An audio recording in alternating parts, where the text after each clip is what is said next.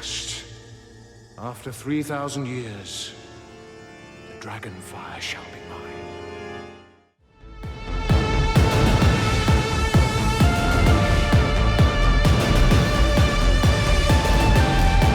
Hello and welcome to Who Watches Who, a Doctor Who podcast with me, Matthew, and as always, I am joined with... Hello, it's Scott, and I was trying to think of a joke about this episode, but I couldn't get there, so never mind. Much like how these 3 episodes can't quite get to anything compelling. I don't know, I tried to make a joke out of it as well. This week we are looking at Dragonfire, and we're doing something slightly different, where we are looking at the entire story. Normally, when it comes to Classic Who, we split it into 2 parts. We do parts 1 and 2, and then 3 and 4. However, Dragonfire only has 3 parts. Yep. So I guess it's just going to be a long episode, rather than doing a normal episode and then a really short one. Half of Sylvester McCoy's run is 3 episodes. Because of the reduced episode count is only 14, so we're like, that's a weird number of episodes to work with when you're used to doing like 4-part stories. So instead of doing, but I much prefer 3 stories because then you can do like a proper beginning, middle, and end sort of arc. Yeah. You know, But this episode first aired on November 23rd, 1987, which was a Monday, and 36 years, 2 months, and 25 days ago at the time of recording. So about 36 years and 3 months by the time this comes out. I don't know why I said, oh God, as if I was there, and I feel like I just said, oh God, out of habit. The President of the United States at the time was, of course, Ronald Reagan, and Margaret Thatcher was the Prime Minister of the UK. Politics have just always been bad. Could you guess? There's absolutely no interesting stories of things that happened on this day, by the way. It was a very, very quiet day in history. I might start bringing back this day throughout history segment just to patch out these sections a bit and make them more interesting, but I don't have that for this one, so we're just going straight into movies. I've got UK and US, they are different. Could you guess the number 1 movie in the UK to start with? So it's November, that means it's probably going to be something maybe a bit Christmassy. Am I close? I guess... Is this the year Planes, Trains, and Automobiles came out? If it is, it didn't make number 1 in the UK. Because that's a Thanksgiving movie, and this is around Thanksgiving. We're talking about the UK. UK. I know, but I'm thinking about UK. US. Who gives a shit about? But I asked about the UK first. Yes, Planes, Trains, and Automobiles did come out in '87, so that's my American answer. Okay, well, I can tell you that it is wrong. That is not the American movie. Planes, Trains, and Automobiles. Let's see if it ever made it to number 1 in the States. That'd be insane. It's a great movie. Nope, never made it to number 1. Never made it to number 1. It came out November 25th, 1987. Great movie. Wow, this came out a couple days, and do you know what beats it? I'll tell you what beats it, because it's not the same movie as this one. 3 Men and a Baby. Right. Beats it at the box office. Never seen. I saw it when I was a kid, and there's a really interesting video by Corridor Digital about the special effects in that movie, because they were done by ILM, and it's just insane the amount of effects in that movie. But I will give you a hint for the United States movie. It is an Arnold Schwarzenegger movie. Right, 87. Would it be Predator? Mm-hmm. Is it Predator? No. Predator was number 1 in June. Okay. This is another Arnold. It was a busy Commando? year in 1987. Commando? No, it was not Commando. But More you're Command. No. I would say it's closer to Predator than it is Commando in terms of Right. genre. So we're talking sci-fi. Sure, yeah. Sure, yeah. No, it can't be Total 'Cause Recall. Is it? No. Is it? No. No, it's not. It's not Total Recall. Ah. I think if you were, it's based off a book by, I don't know if giving it away. Oh, okay. I'll say it like this, like a real dickhead would. It's based off a book by Richard Bachman.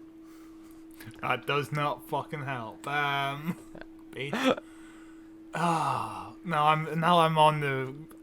For some reason now I'm on the like junior / kindergarten cop train, and I can't think of any more sci-fi movies with Arnold, so I'm out of here. I watched Terminator 3 like a couple of hours ago, and that movie made me fall asleep. It's so dull. Okay. So the movie that was #1 at the United States at this time is not a movie that I have seen. It was based off a book written by Richard Bachman. Which was, The Running Man. Yeah, there you go. You Yes. got it. What gave it away there? I don't know. I just remembered it existed, and I've seen it. Yeah. And I don't remember anything about it apart from he runs. I haven't seen it. It's been on my list for a very long time to watch. I just haven't done it yet. But it was based on a book written by Richard Bachman, which of course was the pseudonym of Stephen King, because Stephen King was writing too many books and needed to publish under a different name, so he didn't flood the market with his own face, which is just insane. But yeah, I imagine the book is a lot smarter and more satirical. And the movie is probably just the dumbed down version of it, I imagine. Which is, I mean, like that's most of, not all most of the Stephen King adaptations end up being worse than the book. Some are better than the book, some are probably equally as good. But yes, that's what's raking it in. Could you now go back over the pond to where I asked you to begin with? What is #1 in the UK? What's getting that money? What's making them pound coins? Predator. It came out later, I guess. Predator never made it to #1 in the UK. Oh, Jesus. Any hints? It is... let's see. Okay, it's described here as a fantasy. Okay. A fantasy blank film. It's a double thing, but saying the other thing will kind of give it away. So it's a fantasy blank film. It is the third in a series. Fucking hell. Highlander 3? I don't know. It wasn't Highlander 3, but this was also a year. This was a big year for sequels. You have Beverly Hills Cop 2, Police Academy 4, Star Trek 4. The thing is, every fucking year is a big year for sequels and remakes. Yeah. And it's only now people are complaining about it. It's like, it's always been the case. I feel like people probably complained about it back then. They just didn't have computers they could type up to complain about it. They would just say to their neighbor, "God, I can't believe they're making another sequel," and then they'd go see it anyway. Okay, it is a very famous series of movies with an iconic character that has been parodied in the likes of The Simpsons and Rick and Morty. Yeah. None of this is helping me, to be honest with you. It's like the most generic shit. It is a horror movie. Is it Friday the 13th? I don't know. Okay, you are in the correct genre. It is a slasher. It was described as a fantasy slasher. It's not. Why can't I get Nightmare Before Christmas out of my head? What the fuck is it called? A Nightmare. A Nightmare on Elm Street. There you go. Yes, it is A Nightmare on Elm Street 3 Dream Warriors, which is not a movie I've seen. I have only seen the original Nightmare on Elm Street movie. I haven't seen any others, and I thought the original was, it was okay. Yeah, I feel the same way. I've only seen the original as well, and it's fine. It's not great. I hear the sequels are more fun. Like Dream Warrior especially is among like the top, I think. So I really want to get into that franchise, but it's not streaming anywhere, so I have to get the box sets. It's probably is it not streaming on what's the horror movie streaming site? I doubt it's on Shudder. Shudder is like the lowest. Shudder, that's it. Yeah. Shudder is mostly like B movies. Yeah.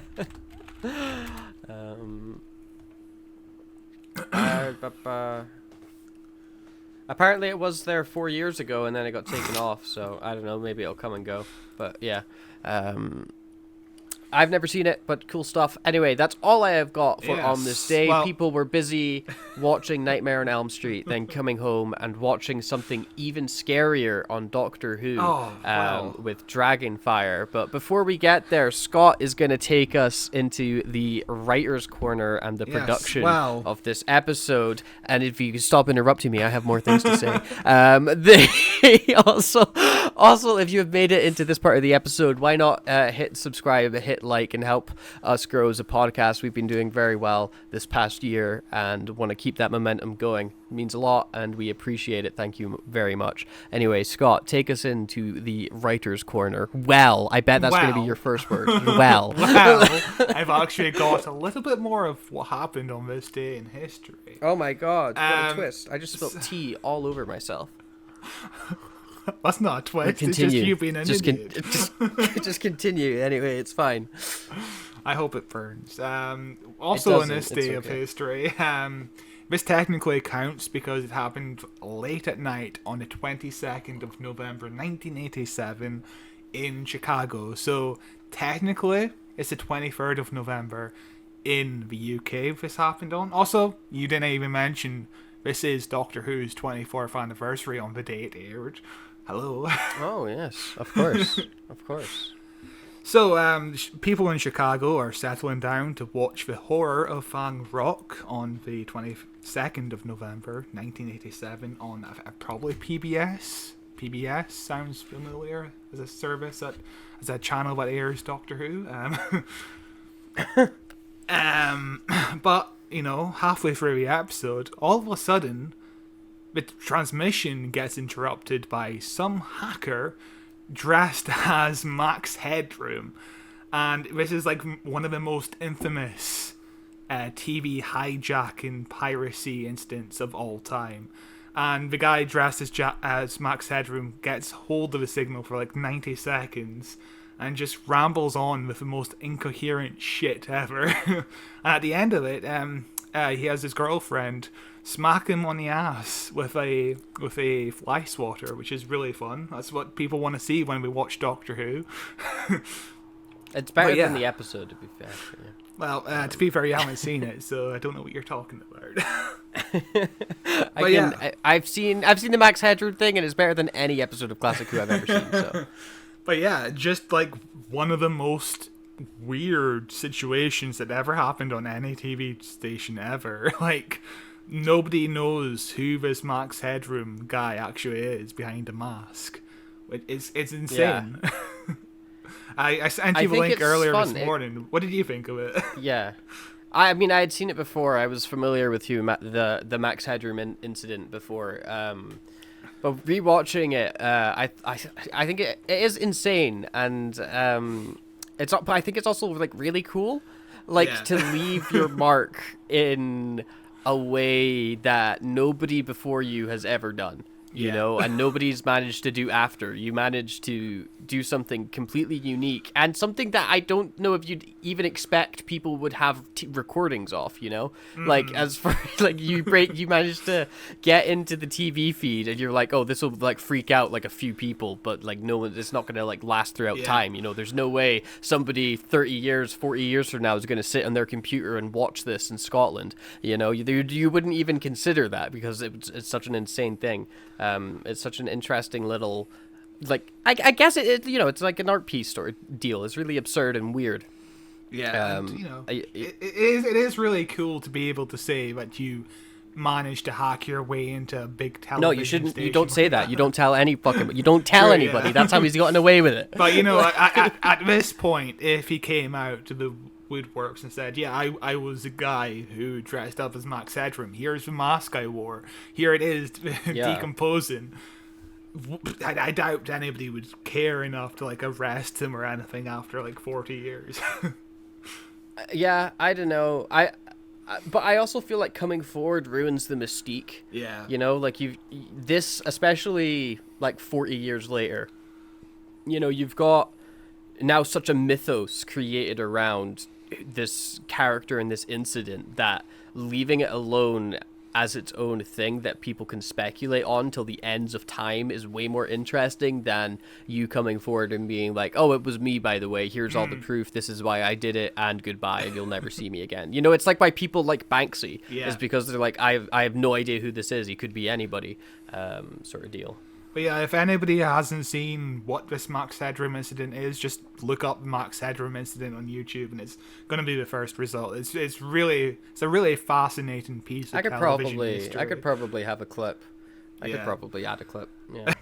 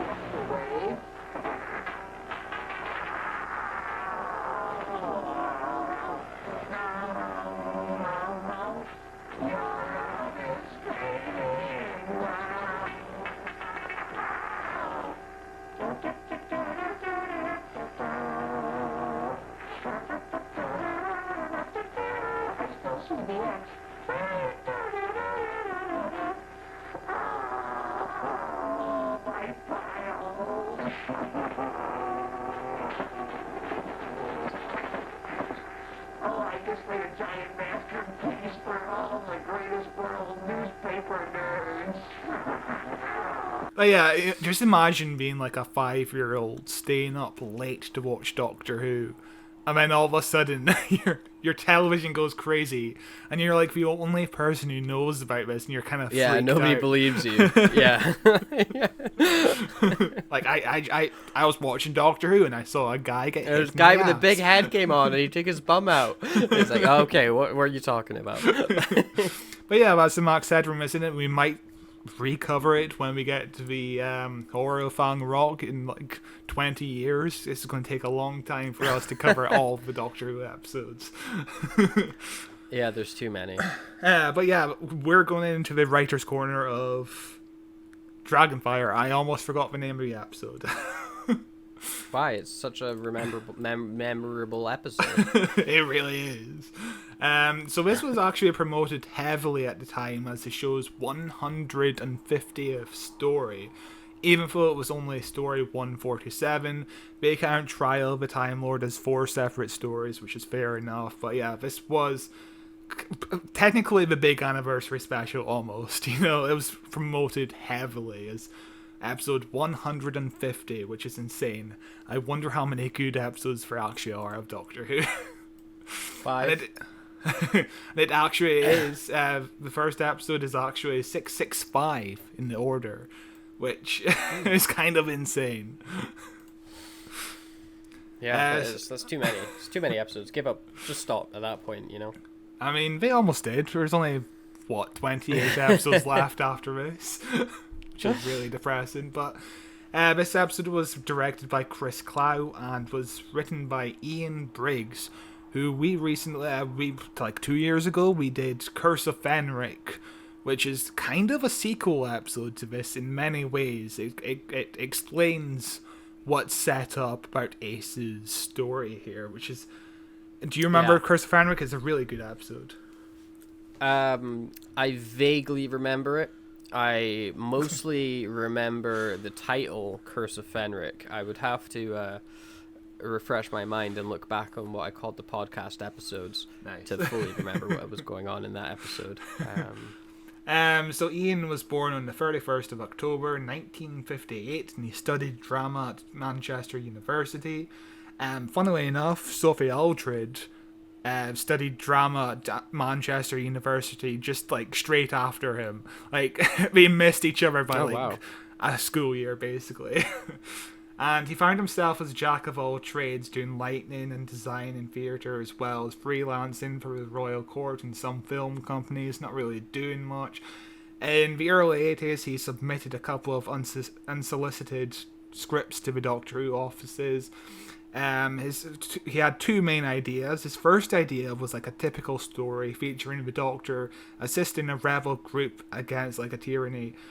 But the producer at the time dismissed it due to being like a million other Doctor Who stories. Like, how many Doctor Who stories has he teamed up with like a group of rebels? Like, that's pretty much all of them, you know? Yeah, that's a lot of them. Just going back over, I was looking while you were talking. I was looking at our podcast. It's down to get to Curse of Fenric, and golly, it was a long time ago we covered that episode. That was an old episode on the pod. But yes, I do remember that story. That's the one where the Doctor gets very mean and angry, isn't it? Yes. Yes, he manipulates Ace into defeating the villain, essentially, which is... we also get so many answers about what Time Storm is. Like, it was caused by Fenric, and it's really cool that Ace is like the first companion to have a setup, you know, compared to Mel in this story, who just leaves without... Yeah, she just... Yeah, I'm sure we'll get to that scene, but she does just be like, I'm bored, bye. So Ian Briggs' second idea was a story basically about a space Amazon, where talking price labels could negotiate with potential buyers. The owner of the store needed the assistant with life support machines, and he saw potential in selling the TARDIS. He would eventually be defeated by the Doctor, setting all the prices to zero. This story was praised for its imagination, but something that really couldn't turn into a good script, which kind of sounds like a Douglas Adams situation, where it's very imaginative, but I have no idea how this could turn into like a 3-act story. It doesn't make any sense. Too complicated. Yeah. But you can kind of see where this idea kind of turns into the... I guess Ice World is kind of like a space Asda as well. Because, you know, it's... I kind of... No, I was like... I mean, we'll get to it in the episode, but I dislike Ice World. It's a very lazy planet. It's like lazily designed. It's a very lazily designed planet. Yeah. So in 1986, he joined the script unit at BBC, where he caught the attention of Andrew Cartmel, who became the new story editor for season 24. The working titles for his story was called Absolute Zero, but would become known as The Pyramids in Space, and then The Pyramids Treasure before taking its final name. The original idea was the ship was going to be a pyramid. I guess that makes sense, because there is like 6 different layers deep, but... Yeah. Yeah. I also think all those titles are cooler than Dragonfire. Yeah. Dragonfire is like the name of like every book about a dragon. Yeah, I mean, that lady we talked about in the episode we just covered recently, what the fuck were we just talking about? I couldn't remember her name, but she did like 24 dragon books. Yeah, all about dragons. Yeah, and also like the Dragonfire term in this episode, like the dragon part is such a small part of the overall plot. Yeah. You know? And it doesn't even hardly register, but it's a dragon, because... The whole time you're looking at it, it looks like a xenomorph. I'm sorry. Yeah. So the original storyline for this featured a 14-year-old genius who ran a business empire on an ice planet with his sidekick named Mr. Spewy. Alright. The villain was named Fat Boy. He was very keen on wearing Hawaiian shirts, and Andrew Cartmel had to remove his character to avoid upsetting John Nathan Turner, who was a bigger man who enjoyed wearing Hawaiian shirts. So, Okay.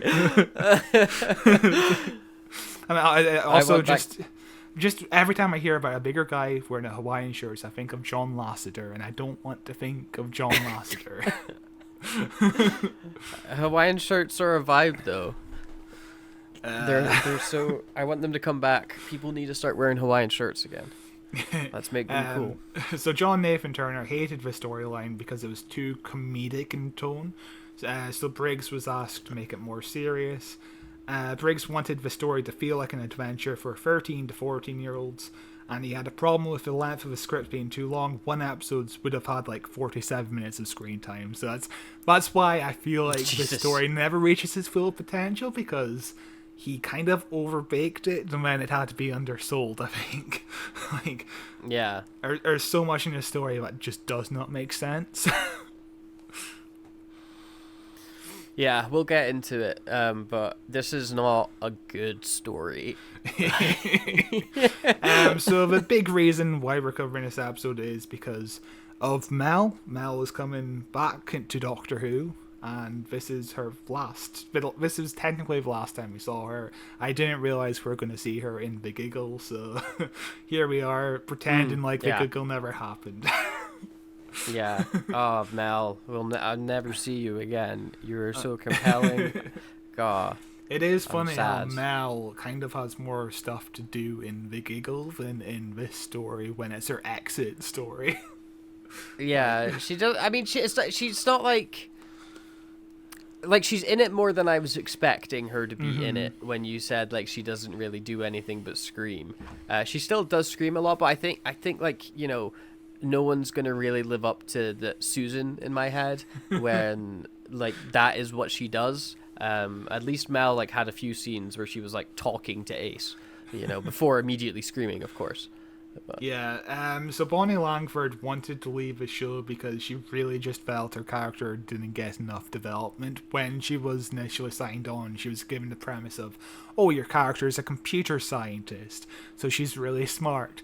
And then the writers completely forget that she's a computer scientist. Yeah, and then her character becomes going, ah! Yeah, they really... Part of the reason why they hired her in the first place is because she did a good scream on like some old TV show. So that's why she was hired. She's a good screamer. So which is that's like I mean, we were just talking about Nightmare on Elm Street, which is, you know, slasher movie. Many, you know, scream queens, you know, they got hired because they could scream very well. Which is kind of sad when it's the only thing Mel does, you know? Like, give her some character. That'd be nice. So John Nathan Turner decided that this story, Dragonfire, and Delson the Bannerman would essentially be like a test pilot for the new companion. He would hire two companion types. In Delson the Bannerman, the character was called Ray, and in this story, the character was obviously called Ace. And then the decision was, we'll see how they get on with Celeste McCoy on set, and if they do really well, they become companion. And that's basically the premise, which is kind of smart, you know? Like, you get to see them in an adventure before you decide on them being an assistant to the Doctor, so that's kind of smart. Yeah. So Ace. You wanna No, it's something? okay. I'll listen to. I'll listen. I was gonna say something, but I'll listen to you because maybe you'll answer my question. So I'll wait for you to finish. I mean, I probably won't, because I'm gonna say Ace was originally called Alf, as in alien life. That was form. my question. I was gonna say what was Ace's original name? You hit it right in the head. Well done. In Delson the Bannerman, the companion hopeful was called Ray, but Ace's original name was called Alf, which is weird. The premise was, it's a girl with a boy's name because she's kind of a tomboy. and she was supposed to be a supermarket checkout who got taken away by a time storm, which is very close to the final origins of the character. Ian Briggs actually got the name Ace from the theatre students he taught class to, and he listened very closely to the slang at the time, which expressed to like words like well, good, mega, and ace. Like Ace is kind of like a Ace is kind of like a mix of like 3 of his students at the time, so it's like just all the personality types that he met, which is kind of cool. Yeah. Must be kind of cool to be an inspiration for like one of the most well-known characters in Doctor Who. Yeah.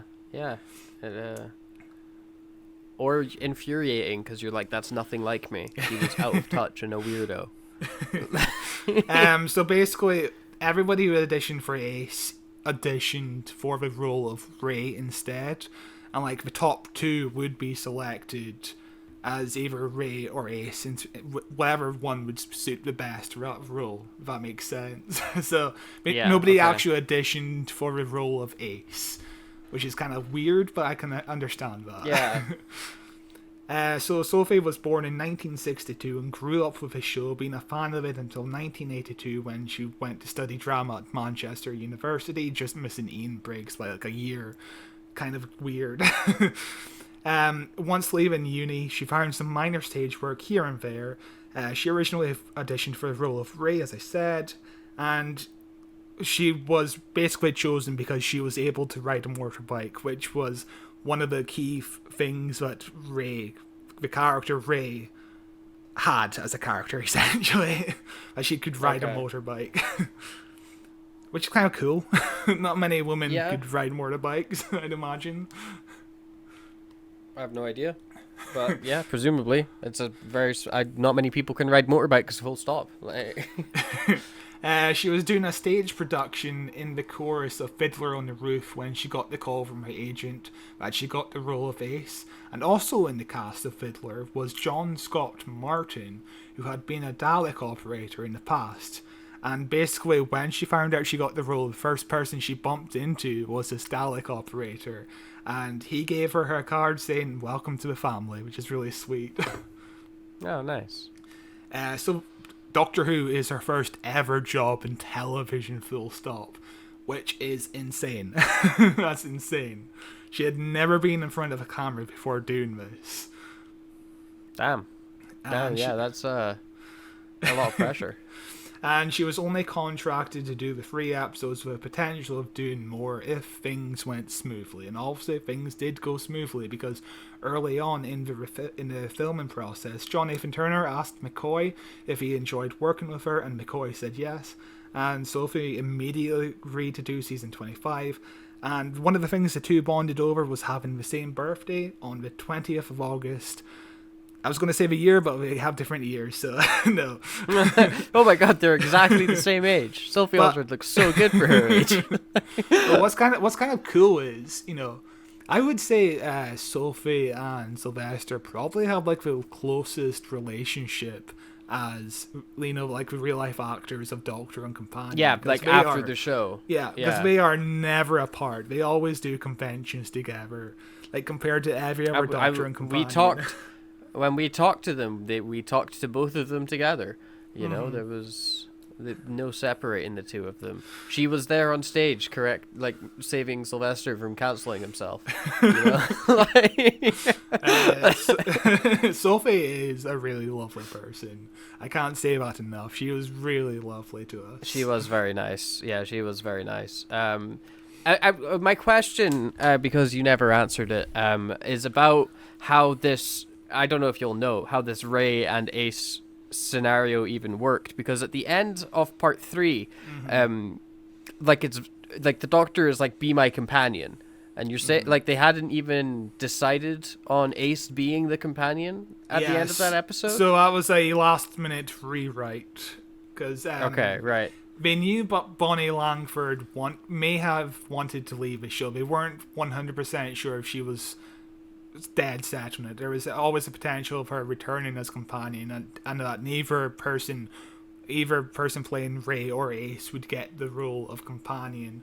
But at some point during this story, Bonnie Langford decided, yeah, I'm definitely done with the show. And then they just turned to Sophie Aldred, and she agreed to become companion, and they wrote that scene very last minute, and we'll get there. It's really it would be really strange if, say, like, Sophie Aldred said no, or they didn't choose her, to then go into the next like season 25, and it's like, oh, by the way, the companion's Ray. Do you remember her from 2 stories ago? Like, we went back and picked her up. Like, I'm sure if in the case that either actress didn't say yes, we would have just found somebody else using like the conventional method, screen editions and all that. But yeah, but I'm saying, like, what if they chose Ray instead of Ace? Her episode is before Dragonfire. They probably would have done a reshoot. I think the intent was either Delta and the Bannerman or Dragonfire would be the last episode, and if the person who played Ray said yes, we'd move that episode to the final episode. That's a lot of floating parts. It's a lot of unknowns to be running a TV show. But this is Doctor Who. So one last thing was the villain of this story was originally called Hess, and he was described as an ice Dracula. But the name was changed at last minute when we discovered there was a Nazi called Rudolf Hess. And around the time of rehearsals, there was a lot of talk that he would get released from prison because there was a lot of appeals going on at the time to try and get him out of prison, which, yikes. So the decision was to rename him to Kane after Citizen Kane. And the thing about this script is every character, for some reason, is named after a film essayist or critic, and I don't understand why. It's really distracting. It makes no sense to me. I don't know. Names are hard to come up with. And Rudolf Hess would die a few months before the episode aired at the age of 93, which is good news in a way because he died, bad news because he died at 93, but he did spend most of his life in prison, so that's good. It's like a frozen yogurt from The Simpsons. It's it's always the worst people always end up having very long lives. That's the rule, unfortunately, for whatever reason. Well, with that said, do you want to jump into Dragonfire? Probably no, but we have to do it anyway. Yes, let us now begin what is going to most certainly be a very long breakdown of the next 3 parts of Dragonfire, starting with part 1. Hope the dragon gets you in the night. Dragon? What dragon? It's just a legend. There's supposed to be a terrifying dragon living in the ice passages underneath Iceworld. I knew there must be a reason why you brought us here. You want to see the dragon, don't you? No, really, Mel, it's fascinating. Travellers claim to have seen it throughout the centuries, but there's never been any proof. Like the Loch Ness Monster? Loch. Oh. You're going to go looking for the dragon? Absolutely. Oh, cool. Can I come too? Won't you get into trouble with your boss? Oh, I'm fed up with being a waitress.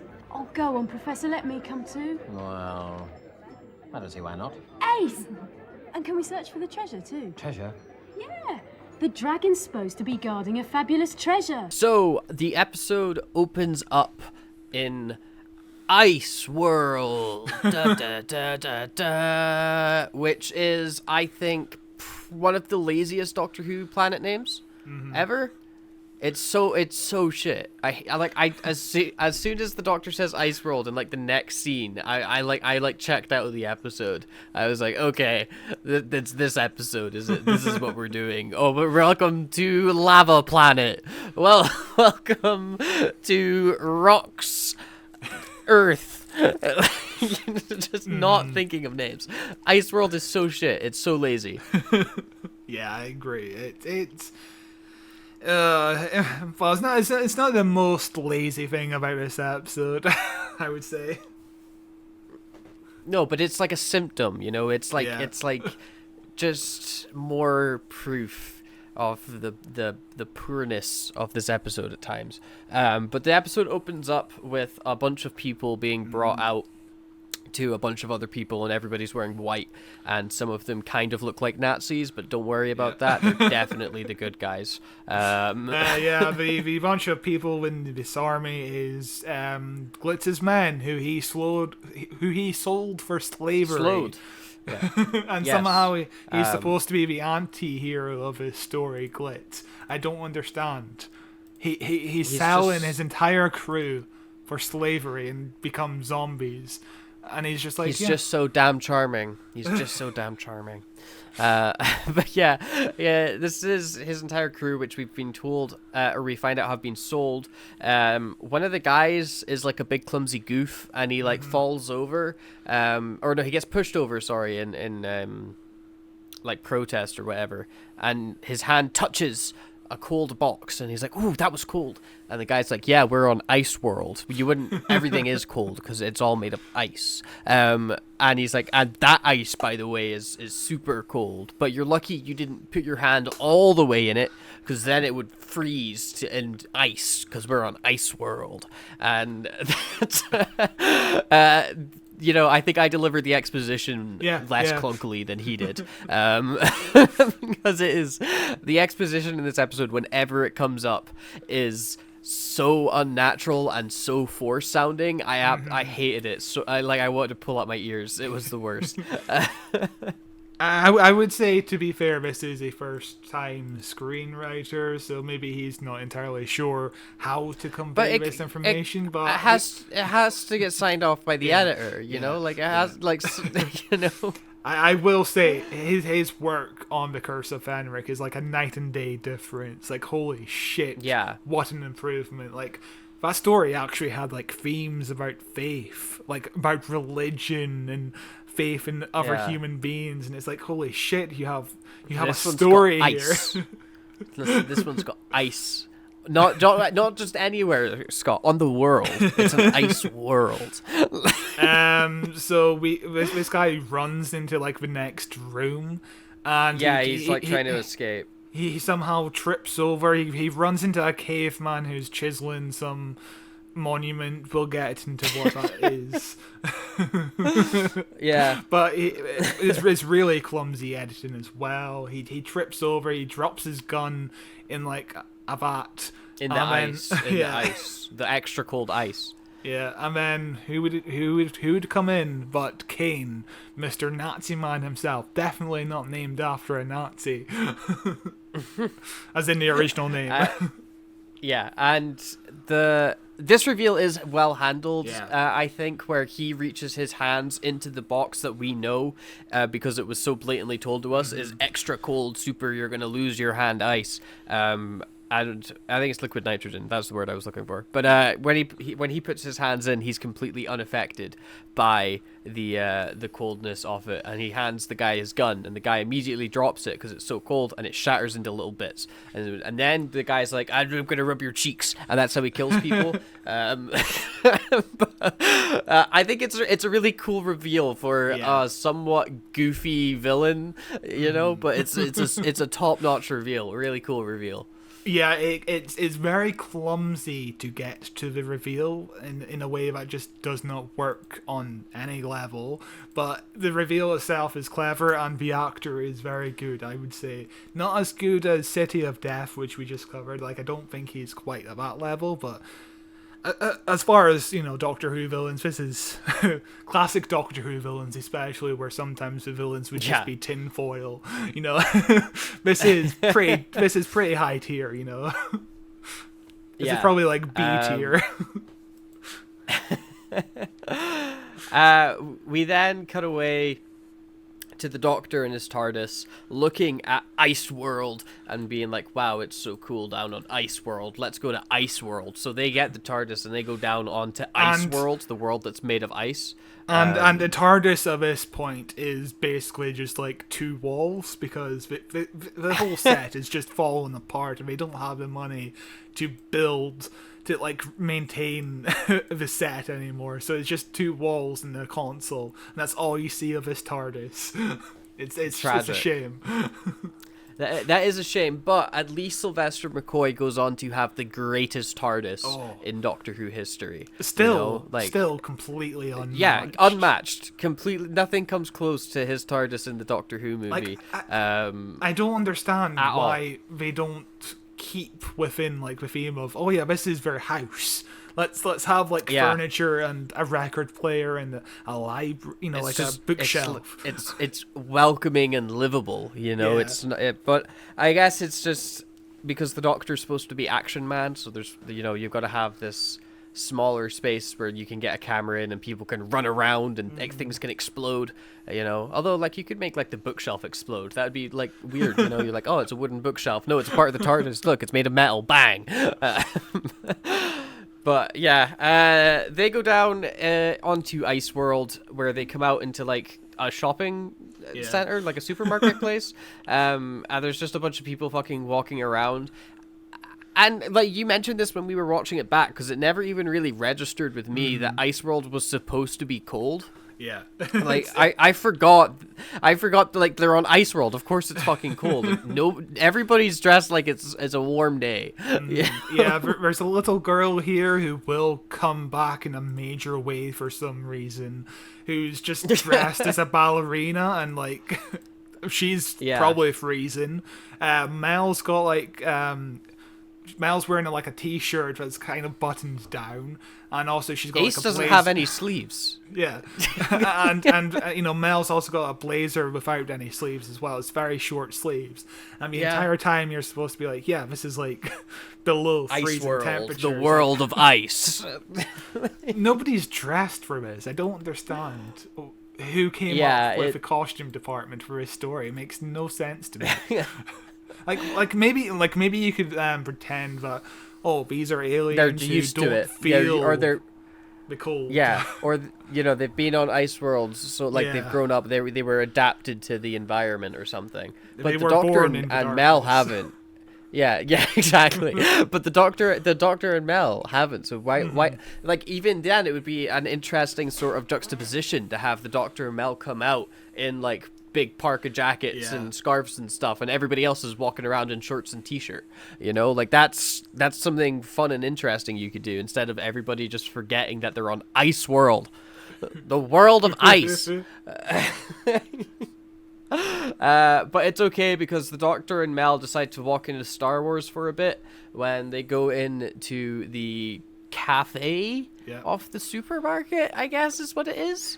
That's why I picture this as being Asda, because Asda is like the most comparable thing. There's like a frozen section. Morrison's have a cafe bit. Yeah, I don't go to many supermarkets, but at least the Morrison's that we shop at has a quite a sizable cafe part. Nice.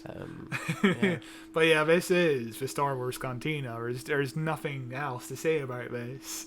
It's 100% deliberate. I know that because the whole every mask these people are wearing is just borrowed from the BBC department, and you can tell that it's just a bunch of masks thrown together because there's no theme. You know what though? I would be a hypocrite if I said I didn't like it.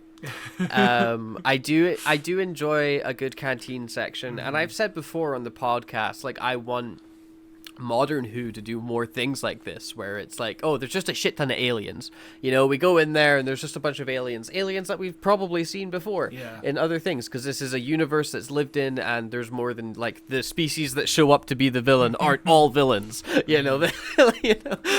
Sort of thing makes it feel more lived in, which is what Star Wars does so well. That being said, this does feel cheap and like unearned almost, where they just kind of walk in. It's like, hey, guess what? It's Star Wars now. It's very on the nose. But so was the bit in Torchwood, and I like the scene in Torchwood. No, it's in Doctor Who. It's not even in Torchwood, is it? I don't remember. It's called Captain Jack. Yeah, it was at the end of time. Yeah. The brief Captain Jack cameo was also a Star Wars Cantina reference, but at least the end of time didn't have a million other movie references like this does. So it's not as distracting, and you aren't pulled out of the scene, because this whole episode, aliens, Terminator, there's so much. It's too much. But it's not like if you don't get pulled out of the scene by the reference, you will get pulled out of the scene by just the terrible acting and the terrible writing that goes on in this scene. And this scene goes on, to put it, mildly, where the Doctor meets what's his face? Yes. This is Glitz, who had appeared in 2 stories just the season before. He was last seen teaming up with a Master, and he then got stuck in his TARDIS inside the Matrix, and somehow he escaped. There's no reference to what happened or anything like that, because it's Doctor Who. Who cares? People die all the time in Doctor Who. There is no death. Yeah, but he just got away. He just got away. So originally, Glitz was going to be a new character to this story called Razorback. He was a bounty hunter pirate who was hired by Kane, who had to locate something valuable using a treasure map. Kane would have been impressed by the Doctor's history of fighting monsters and would allow him to go along with Razorback, and Kane would pay Razorback extra if the Doctor were to have an accident, quote-unquote accident. John Nathan Turner decided to bring back Glitz because it was a similar character, and the actor Tony Selby was available. And of course, at the end of the story, Mel basically decides to stay with him for some reason. I don't understand why, but he was recently he was recently. Oh god, yeah, he's like like a gambler as slaver. Yeah. Why does Mel even think like let's go traveling together? Like, you definitely are going to sell me to the first person you meet. It makes no fucking sense. And originally, if Ace wasn't going to be the companion, she would have traveled with Glitz, and that makes even less sense because we open up the story on Ace just hating his guts, Yeah. Like, there's no history. But yeah, of course, this character was mentioned in the Giggle. The character died aged 101 and died falling over a whiskey bottle, according to Mel in the Giggle, which I really like. But yeah, this character just does not work for me. I like his performance. It is a Han Solo type character, but you can't then do a story arc where he just sold his entire crew to become zombies. Like, there needs to be some sort of comeuppance at the end of the story where he gets into trouble for doing that, because that's something he did that's morally wrong. There's no consequences to it. The Doctor's like, yeah, I'll hunt dragons with you. It makes no sense. Yeah, it's a well thought out plot point for sure. Definitely something they remembered later on when they continued writing immediately after saying that line of dialogue and getting the opening out of the way. But it's not long before they're accosted by a theater troupe that come over to the table with a series of guards, the leader of whom is giving a really solid theatrical performance, and if you were to see her live, I'm sure she'd have a very good aura and some good projection. You could hear her all the way in the back, Of course, this is Patricia Quinn, who played Magenta in the Rocky Horror Picture Show, famously, like her most famous character for sure, and I love her in Rocky Horror because she is camp in that movie, and she is also very camp in this story, and she does not I guess everybody's acting kind of camp in this story because everybody's got this kind of performance to them that feels like it's a pantomime for some reason. I don't really understand the theatrical, why everybody is acting theatrical in this episode for some reason. It's a vibe, it's a vibe. But yeah, Patricia Quinn is amazing. I love her. Yeah, it's very fun. This isn't the scene that she has here at the cafe isn't really that interesting. The most we just kind of find out stuff about Glitz that we've already talked about, that he's like gambled away and sold people who has no money, and then he's like, oh, but I do have he's like, I have a treasure chest, a map chest. If he had a chest, it'd be over. He has a map. So yeah, we find out that Glitz sold the villain of the story some rotten fruit for like 100 crowns, I think, is the currency. I don't know how that currency came about. Crowns? That's lazy, I think. But It's not as lazy as Ice World, so I'm okay true. with it. And then he lost money gambling. He also sold his crew. And it's basically like, okay, pay back Kane the money, or we'll take away your ship, is essentially what's going on in this scene. The Nosferatu, which is a great name for a ship. That's essentially just the Millennium Falcon. The Nosferatu is a great name for a ship. We cut away briefly to see Bad Guy again, to be like, hey, I'm a bad guy, and my power, my plan is to make some zombie dudes and wipe their memories so I can have full control over them. It's I actually kind of like how this scene is written down. Just the way that they just were describing, like, you know, no memories, no past, no future, you know, there'll be mind control sort of thing. It's a fun idea, but you know, I guess somewhat necessary scene, because the next scene we have is more cafe stuff, so there needs to be something to break it up in between. Otherwise, we're in a cafe for like 3/4 of this episode. Oh god, yeah, they don't leave the cafe until like 13 minutes into this episode. Yeah. It takes ages. But when we go back into the cafe, this is where we get introduced to Ace, who...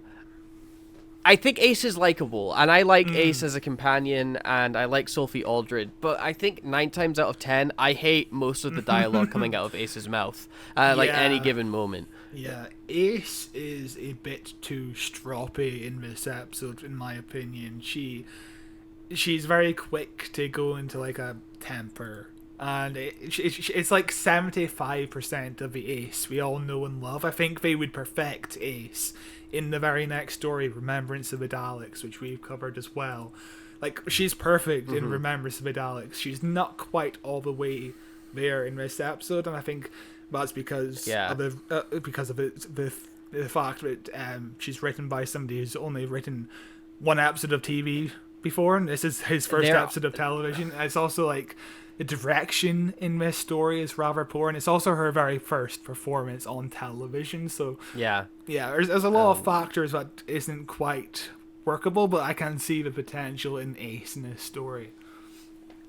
They also, like, right out the gate, immediately are like, we have to sell her catchphrase. She needs to say Ace every other line of dialogue. If she doesn't say Ace, they're not going to know her name. They're not going to buy the merch. They're not going to know her catchphrase. She goes, Ace, that's her thing. She says Ace when she gets excited, okay? Ace, make sure you write that bit down. And it got really annoying. I was like, shut up. It was like...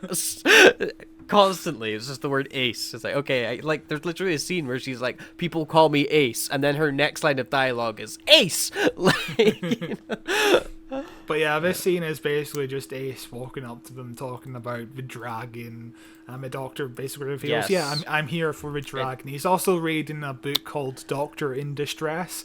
The running theme of early Celeste McCoy episodes is that he's reading books with Doctor in the title, which I kind of like. He's reading a book called The Doctor's Dilemma, but yeah. Oh, sorry. Doctor, I think Doctor in Distress is the song. Yeah. Song.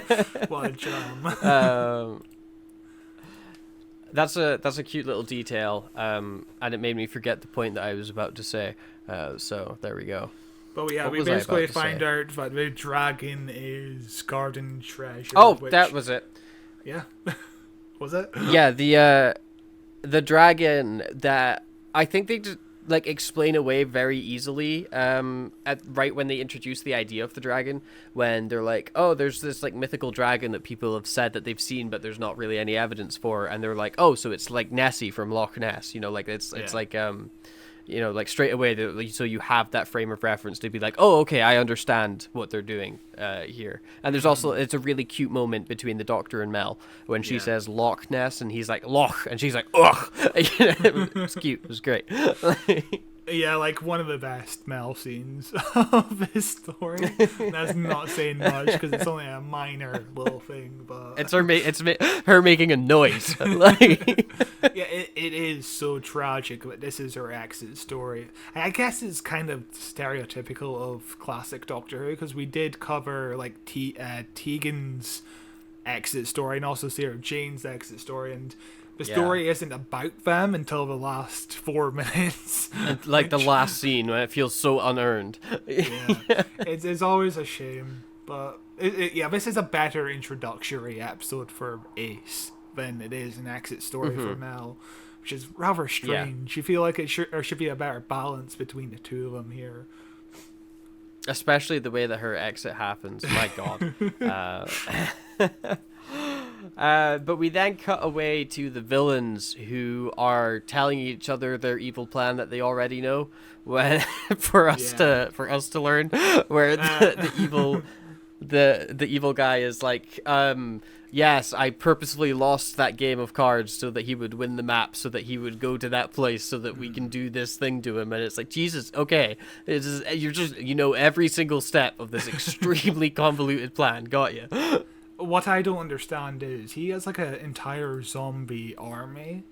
Why doesn't he just send a team of his goons down there to search for this dragon? Because it is so easy to find this fucking dragon, by the way. Like Ace and Mel find it within like 10 minutes. Yeah, we just bump into him. He's just wandering around. It's not even like really big. He's like the size of a dude, But yeah, nothing about this plan makes sense. I don't understand. It's so weak. But yeah, he basically says the map has a tracking device in it, which I guess is fair enough. And leads to our transition back into the cafe. Isn't that exciting? Even more cafe stuff. I don't even know if there's anything else to talk about in this cafe scene. I think we kind of covered it all. But we're still here. We're still in the cafe. This scene is basically the character saying, "Oh yeah, the map is completely fake. It has to be."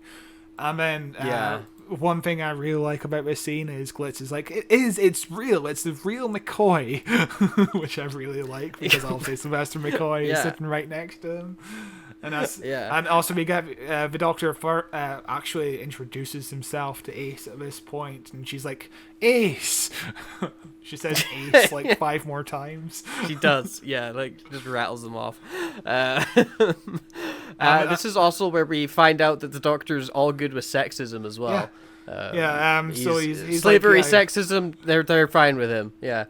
He's like, do you want to search a dragon with me, Doctor? And the Doctor's like, yeah, sure. And Bliss is like, yeah, we can't bring along the girls with us. Yeah, no girls allowed. No girls allowed. They have cooties. No, thank you. And then a funny bit of business at the end of this scene. The Doctor goes the wrong way, and then he realizes he's the right way, and then he gets attacked by a little puppet dog. I love that bit. I love that bit so much. It's such a random little thing, and it feels improvised by Sylvester McCoy and the puppeteer.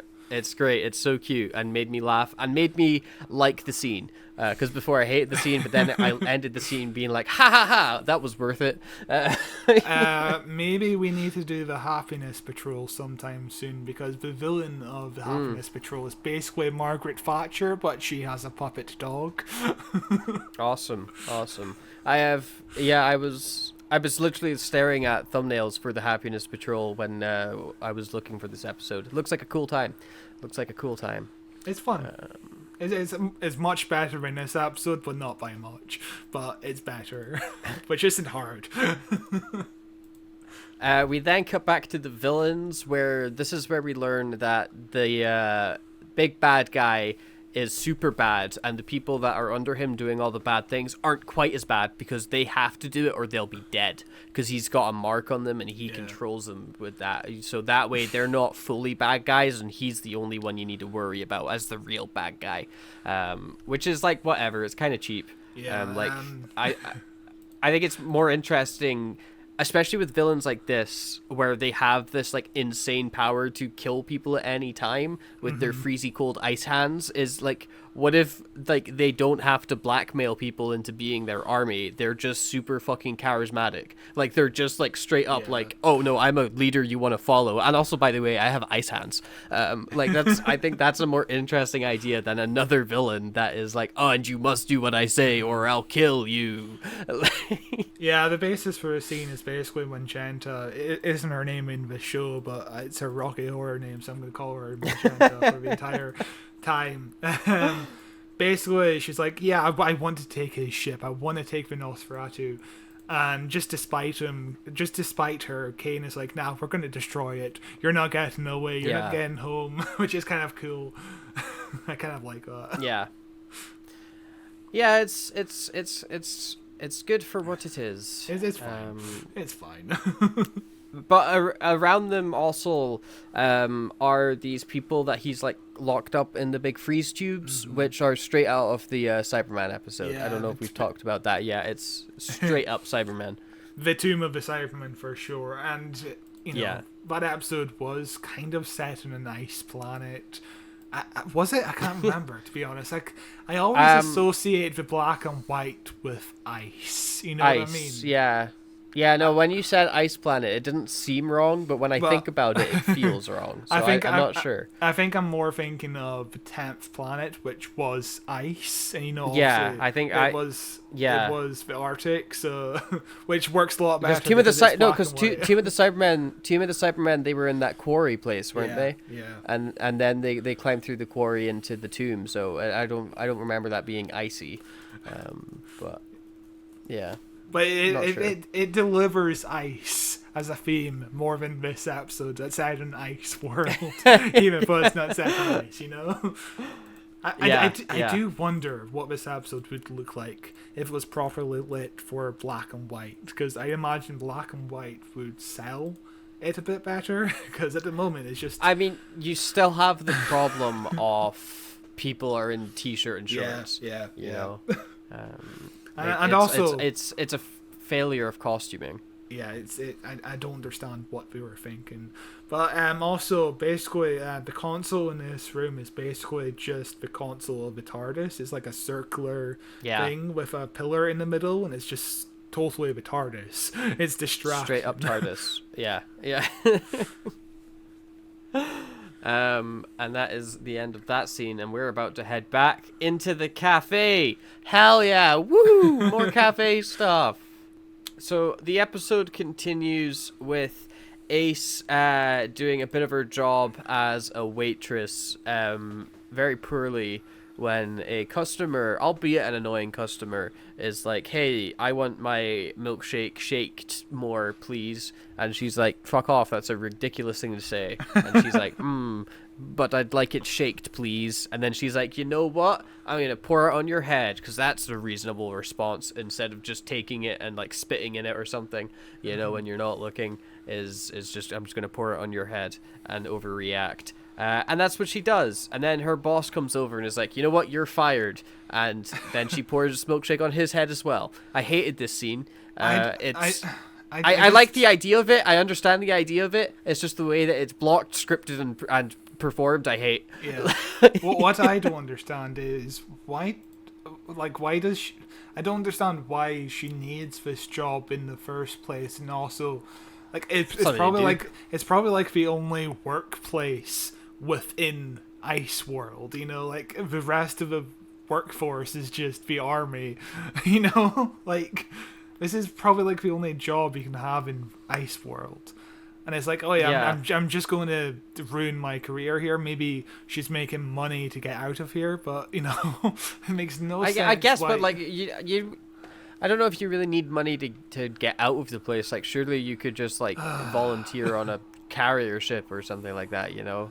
The whole setting of this story just makes no sense to me. Like, it's really confusing.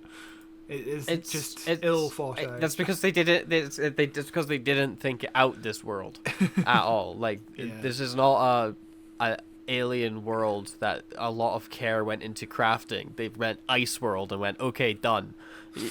The bad guy's got ice powers. Done. And also the fucking it's ice world. Their thought is, let's have cold drinks, like not hot chocolates or shit like that. That's Just everyone's cold in drinks. t-shirt and shit. It's warm on Ice World, okay? It's like how Iceland is green, you know. You know, like I was just thinking, like the only way they could have just quickly established a quick way of explaining why everyone's wearing t-shirts. Oh, they're taking like a special drug that warms their body, you know? Like, we don't need to worry about the cold. They have advanced technology to deal with this shit. Like, that's something. But yeah.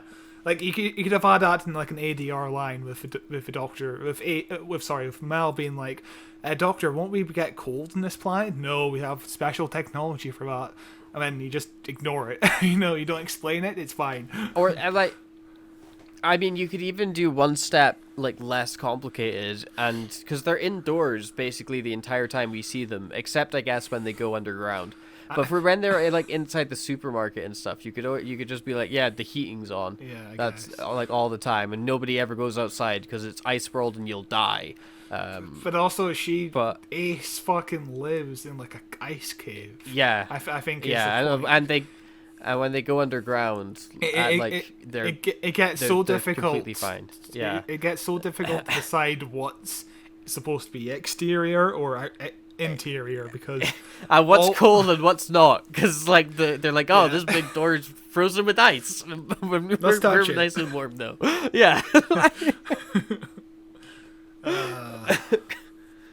Yeah, it's dumb as fuck. But the next scene we get is with Villain Man looking at a carving of himself as some very nice orchestral music plays in the background.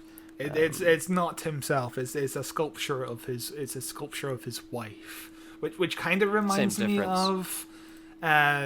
Is it Dr. Freeze or Mr. Freeze from Batman? Mr. Freeze, yeah.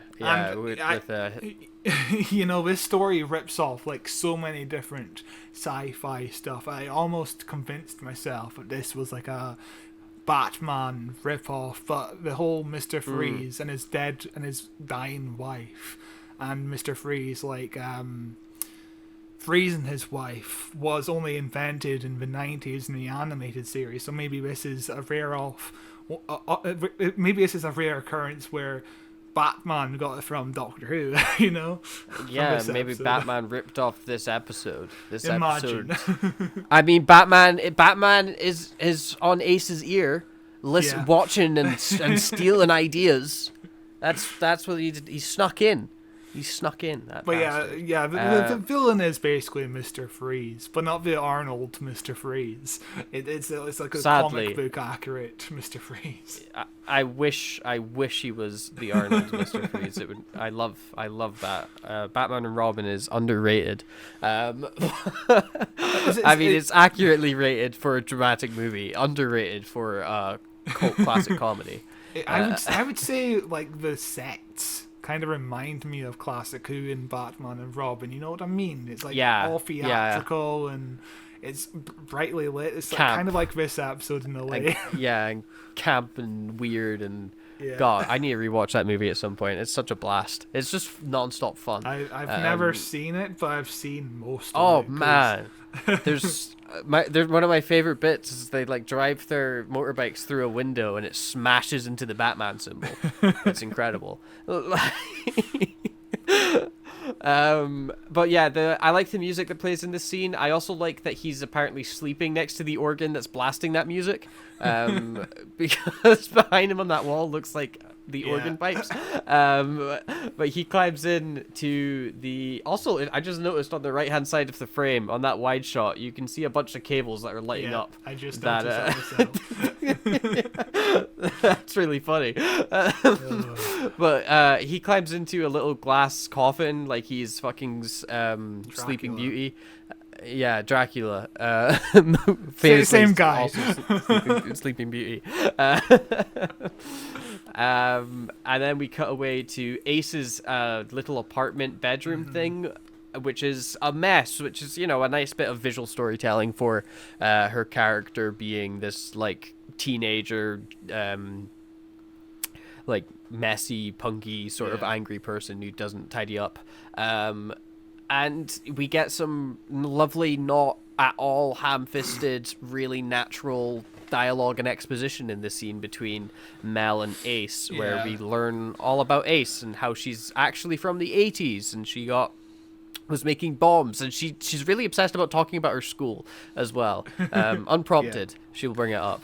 Yeah, of course, this is shit, but we've already found out about Ace because we covered Curse of Fenric, which directly deals with a lot of these questions, like what created the time storm. We find that out in Curse of Fenric. It was Fenric trying to...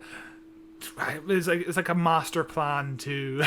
it's very convoluted. He was doing shit. Go back and listen to that episode. Go back and listen to our Curse of Fenric from like 2 years ago.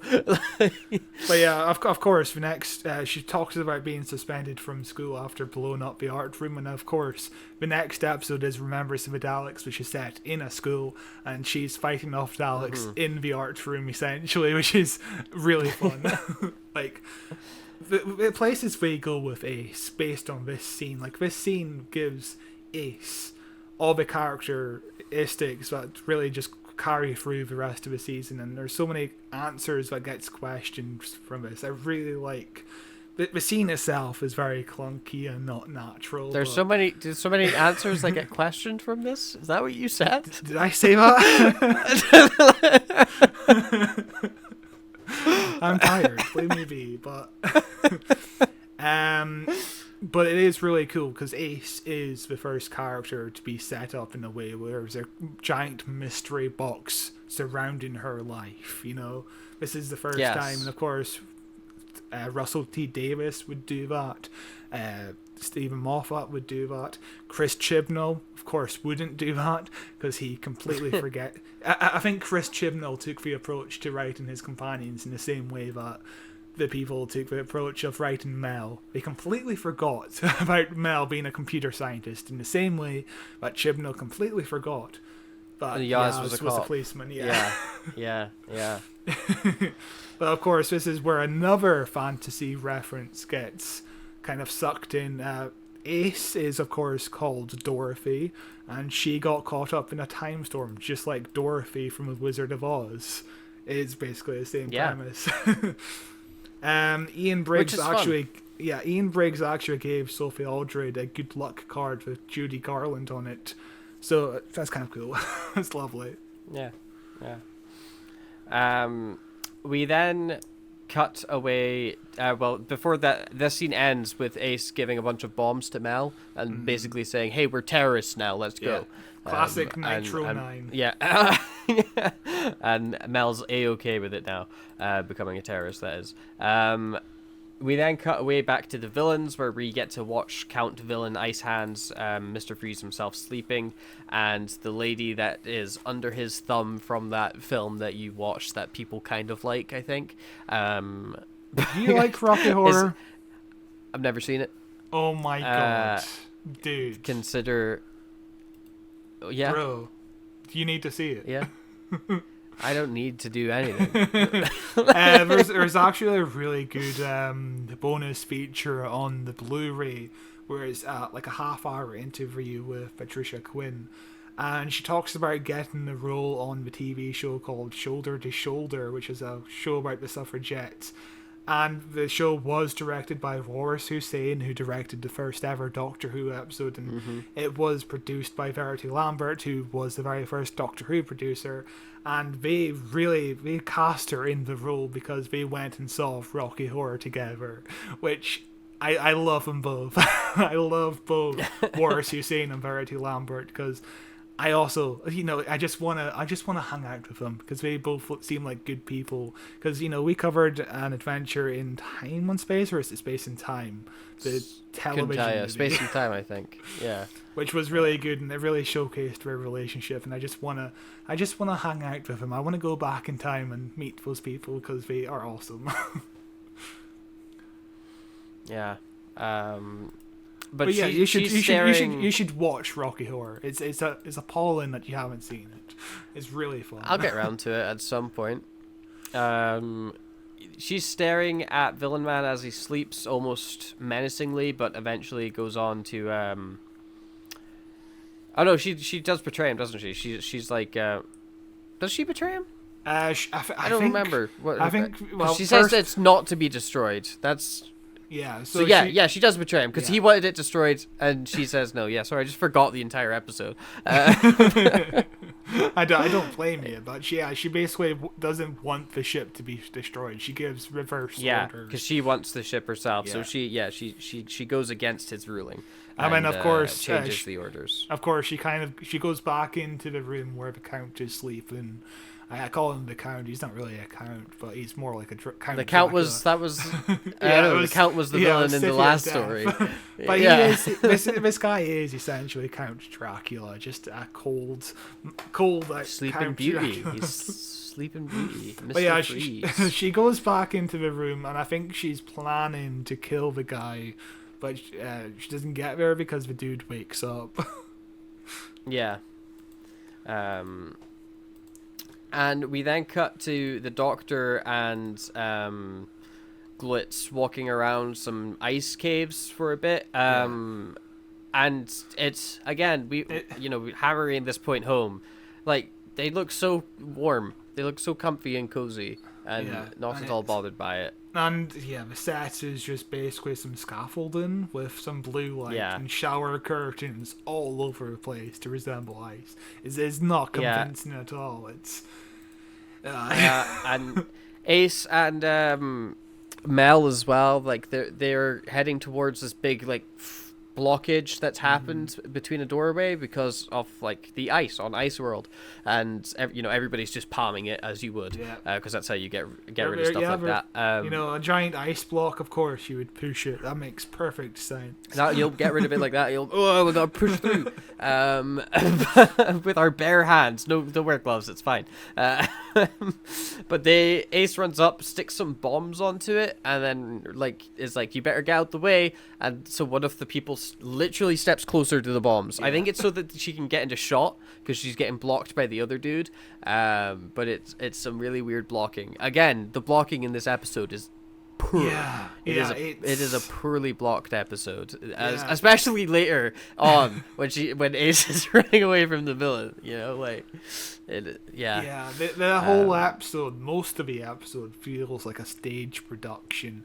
Because I listened to the Blank Check podcast. I've talked about it before, and they're doing the Terminator series at the moment on their Patreon, and they covered the Terminator 2 3D Battle Across Time stage show. So I watched that the other night, and I also watched this the other night, and they feel exactly the same. It feels like this is a stage production because everything's there's a lot of shots where it feels like the camera's as far back as possible. Like we're just seeing the edge of the set for some reason. Yeah.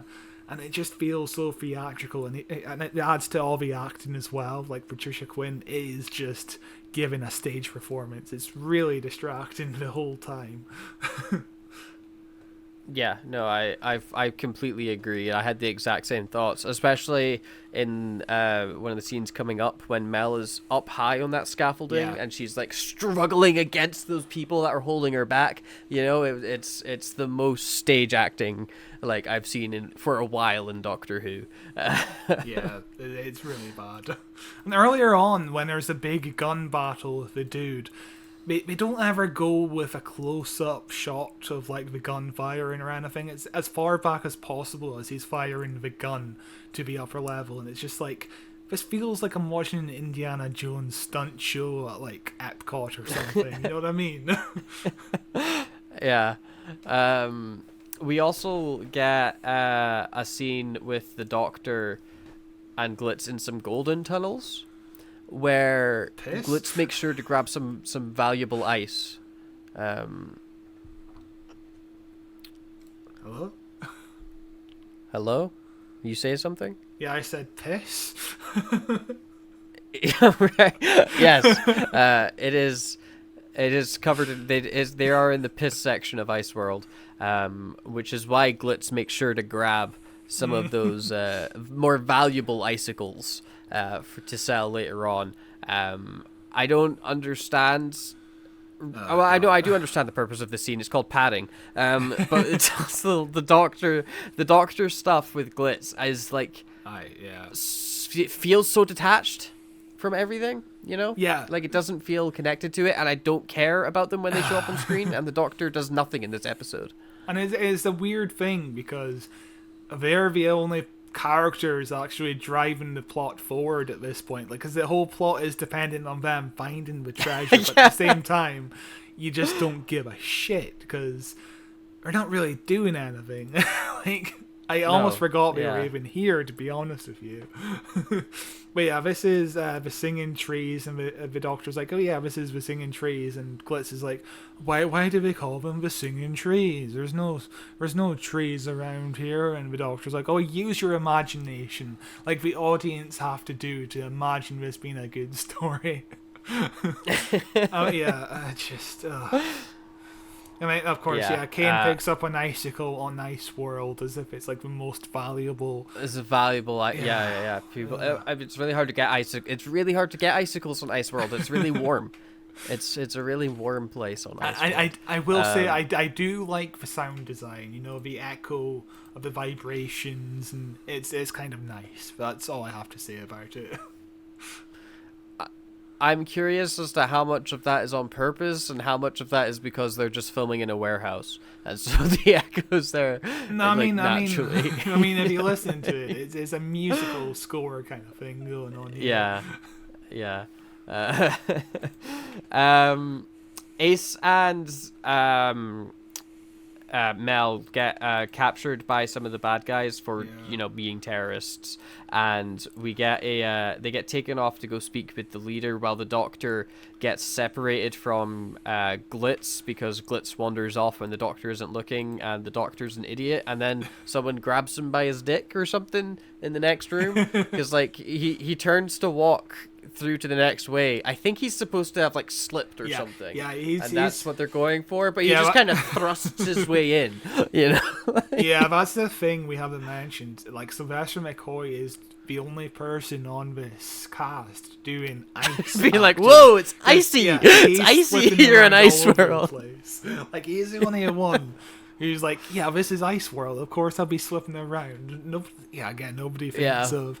Why aren't they cold? Why aren't they like dying at this point? Like, hey. But yeah, good on Sylvester McCoy using his talents. Yeah. Ace then gets to meet the big bad guy as Mel yells from above with no one telling her to shut up or stop at any point until the end of the conversation. Very dumb. And this is, I guess, like Darth Vader trying to convince Luke to join the dark side is what they're going for here. Yeah. You know, where the bad guy's like, you could join me and you'll have everything you ever wanted. Whoa, take my coin. Yeah, because the whole thing here is Ace really wants to see more of the world, and he's like, yeah, well, if you come with me, we'll explore the 12 galaxies and shit. It's like, it's not you and me will rule side by side like father and son. So this is actually the first scene Sophie Aldred actually filmed, and apparently the actor who played Kane really, really did well by her. Like, he gave her a lot of tips and all that, which is lovely. In the original draft, Ace would have actually taken Kane's offer and would only rebel when Kane wanted to freeze Mel, which is kind of the ending of a scene where he's like, oh yeah, go and freeze Mel. And it's like, nobody gives a shit about Mel, honestly. So the scar on Ace's hand would be a constant reminder of a bad decision she could never undo, which would have been it would have been an interesting. Yeah, it would have been interesting, but at the same time, I never want to think about this story again. Never call back to it, please. But yeah, Mel decides not to join the big bad guy. and threatens him with a bomb. There's a really fun bit of dialogue where I was like, oh shit, suddenly the dialogue's good. When Mel's like, okay, freeze. Wait, I mean, don't freeze, just don't move. Because Mel has just been ordered to be frozen to death. It's just a fun little bit of witty dialogue that somehow managed to slip through the cracks. They didn't catch that one and make it bad. But then she just kind of like sidesteps around bad guy with that could kill her by touching her straight away. Like he just needs to reach out his hand. She's done, dead. You know, like, you know, there's no problem there. But I guess they have to escape, and they just run through some of the scaffolding. And meanwhile, and this is the real. You know, the constant use of all the scaffolding, like between the ice rooms. It kind of reminds me of like Kingdom Hearts. You know, in like Kingdom Hearts 1, where you're on Mysterio, whatever the whale is called in the Pinocchio level, and like all the rooms start looking the same, and it's like it's just a nightmare to navigate. This reminds me of this because also the same sets are being reused ad nauseum. Yeah. And it's really distracting. There's no sense of where anyone is in terms of like what level they're on and what part of the caves they're in. It looks all the same. It's really distracting. Yes, it is, and it's terrible. But what isn't terrible is what the Doctor decides to do, God. And that is really funny, actually, where he walks up looking for Glitz. He walks up to some scaffolding. He looks over the edge. There's clearly no bottom. He shrugs and just kind of steps over. Like, he could go left or right. He could continue on. He just whoop, hops over and then dangles. And then he's like, oh shit, I'm about to fall to my death. So, you know, it's incredible. It's incredible. To go back to the idea of this being the dude's first ever script, apparently he just completely forgot to like convey the idea that the Doctor at this point is supposed to be reading the map, and the map tells the Doctor there's only one direction to go from here. And forwards. I get you. You have to go down because there's no other way to get to where you want to be. And the Doctor is the only option for the Doctor, but at no point does the direction convey this, or the acting convey this, or the writing convey this. It's a cliffhanger that many people have been asking about for decades now. Nobody understands what the fuck is supposed to go. What the fuck is happening in this scene? It's insane. Literally just steps over. It's amazing. It's so cool. It's like straight up like probably the worst cliffhanger that we've ever had with Classic Who, and yet I think it's my favorite one. I think it's the best one. It really sums up how shit Doctor Who cliffhangers can be. Like, yeah, it's literally the Doctor needs to be in peril for no reason, so it's fucking just gonna hop over. We'll get to it in part 2, but I have huge problems with how this gets resolved. It makes no sense. Yeah, we should also say as well that Ace and Ace and Mel are like, there's no such thing as a dragon. We don't need to be worried. They're just like witches and goblins. And then the dragon just kind of is there like, yo, what's up? Because he's just like a regular sized dude. And they scream. Ace doesn't scream, but she kind of looks disgusted, like while Mel does all the screaming, which I guess is, you know, so you can tell the difference between these characters. You know, Ace is something different. She's not going to scream when she sees a monster. So the thing is about Mel is occasionally they would do a cliffhanger with her screaming, and of course, Bonnie Langford is like a trained singer. Like, she's excellent at singing, and she can go to the correct pitch of like the Doctor Who theme song. So she's like trained to kind of scream to transition. So originally, this ending was supposed to be her and Ace seeing the dragon, and we would hear the start, you know, the famous Doctor Who thing with her screaming, and they would kind of like intertwine in a way. But then we were like, we should end it on the actual cliffhanger. That's which is either way, makes it even better. Either way, the cliffhanger would have been bad. Honestly. Yes. But either way, the cliffhanger is bad, but the way that it is, it's more iconic because it's so much worse than the other one. Like the other one is like fine, it's like generic and whatever, but this one is special. It's different because it's extra absurd. So we will also talk more about the monster design, but at this point of the episode, I don't mind it because it is shot Just ahead. it is at an appropriate level of darkness for this monster design, because you can only shoot this monster in darkness, because if you put it in direct light it looks ridiculous, and if you put it in wide shots it looks ridiculous. But this close up is fine. It's fine in this cliffhanger, but it does get worse as you see more of the creature. But it is straight up a xenomorph. If you just picture a xenomorph in your head, that's what it looks like. Yeah, and they directly reference the fact that it's based on the xenomorph, and the monster was designed by Lindsay McGowan, who was on the creature effects crew on Aliens just the year before. So, oh wow, it's literally just a xenomorph. Yeah, it really is. It's even got the mouth, Yeah. It's a xenomorph with a mustache, essentially. Where's your thumbnail idea? I've got a thumbnail idea already, but it's a nice mental image. But yeah, that's the end of episode 1. That is the end of episode 1. An episode where nothing happens. I wonder if that'll be a recurring theme, perhaps. An episode Let's where find nothing out. an episode where nothing happens, but yet we've talked about this in like an hour, I would say.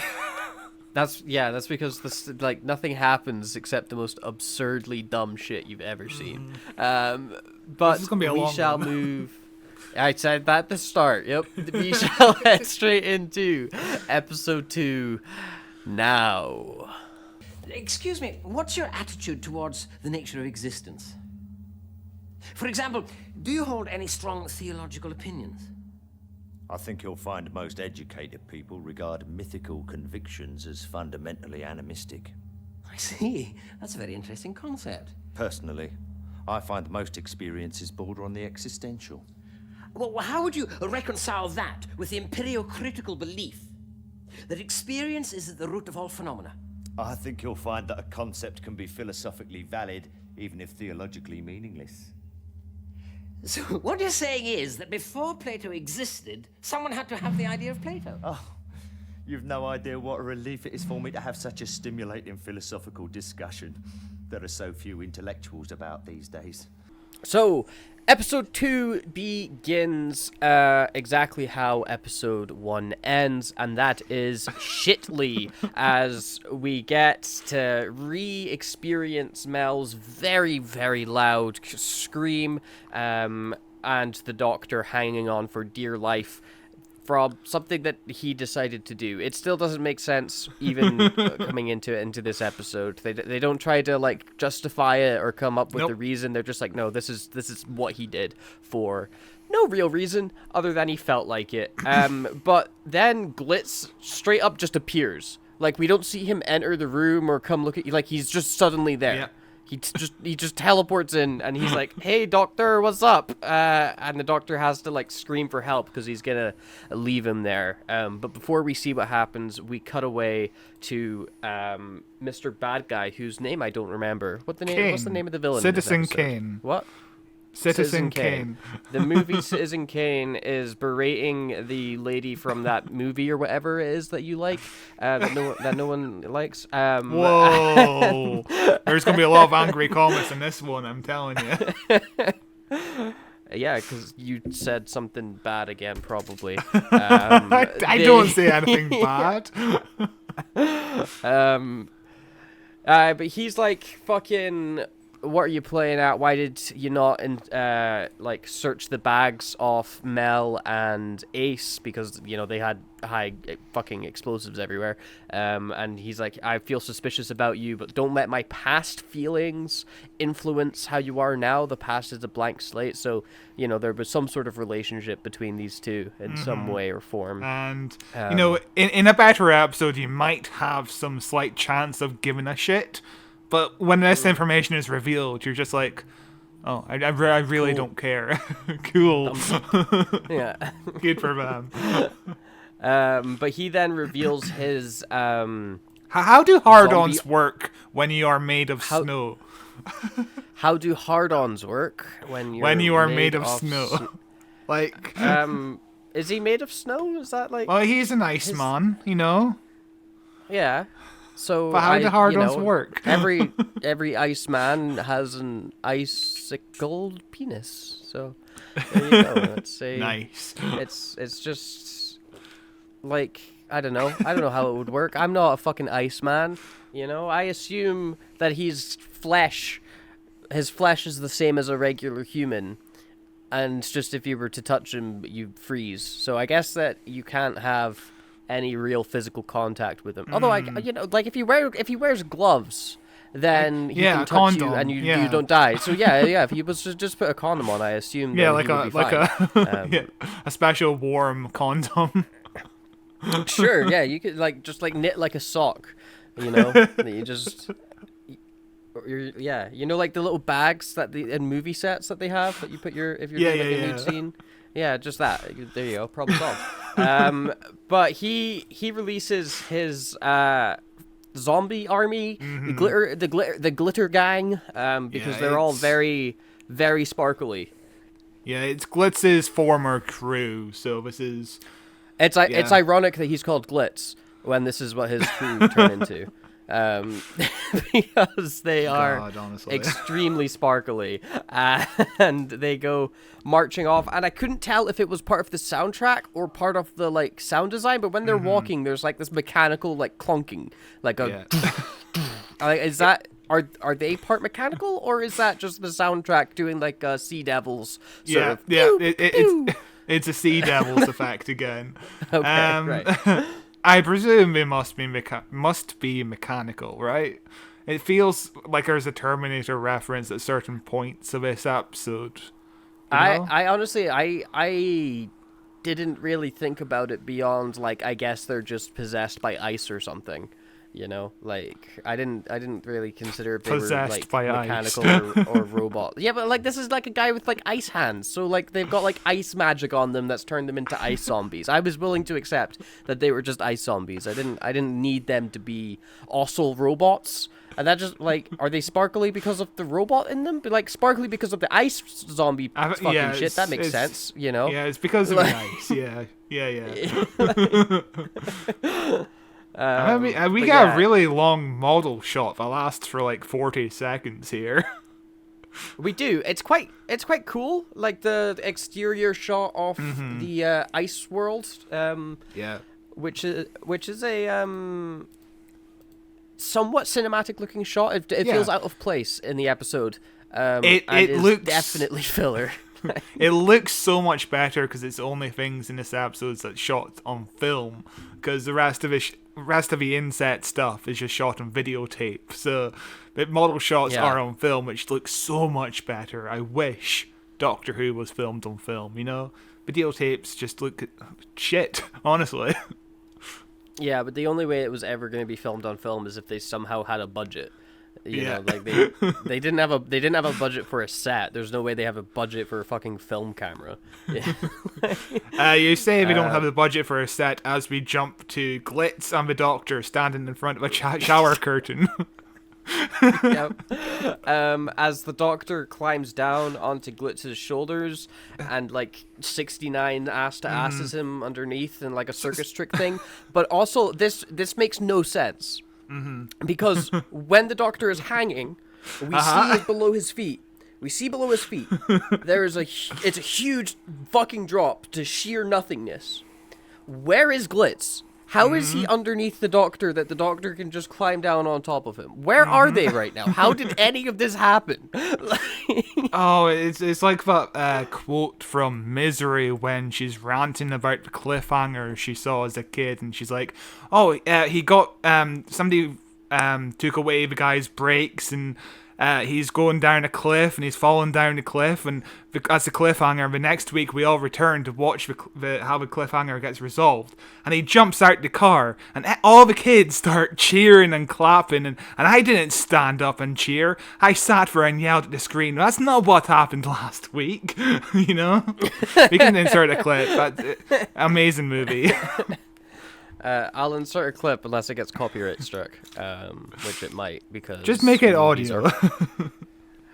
That's still difficult, but yeah, Misery is a great film. I haven't seen it in many years, but it's very very good movie. Honestly, I think I might have been like 13 or 14 last time I watched that movie. Goddamn, like 10 years ago. But the Glitz and the Doctor basically have a mini heart-to-heart where Glitz is like, "I'm totally fucked, by the way. They're gonna take my spaceship and ruin my entire life, and it's all terrible." But we have to remember as an audience, this man is a slaver. This man sold his crew into slavery and is completely fine with it. Like, how are we supposed to feel bad that, oh, he's gonna lose his spaceship? I can't believe he's gonna lose his spaceship. He doesn't have a crew for the fucking spaceship. He sold them. Yeah, he is just sold as a lovable rogue, and the Doctor is just mostly fine with it. There's no mention of it ever again, really. Just the Doctor is like friends with him now. Just move past it. Yeah. But yeah, Glitz, not a likable character. He's played really well by Tony Selby, but yeah. It's not his fault at all. No. It's straight up the writing of the character. It doesn't make any sense. But also, just going back to the fact that the Doctor was like, what, 5 foot off the ground. that's the reveal. Yeah. He could have just let go. He would have been fine. He might have sprained an ankle. Yeah, it's really dumb. We cut back to the lady that's being mean to him very briefly. I don't even know why. She's like pressing a button or something, because they're going on to explain how is it her or is it the guy that's like so evil that even a corpse would have its eyes open or something, which doesn't make sense because a corpse would have its eyes open anyway. It's a corpse. I think it might be him. I'm not sure. Honestly, yeah. just this whole episode kind of glazes over me. There's nothing compelling. Glazes over like a nice sheet of ice.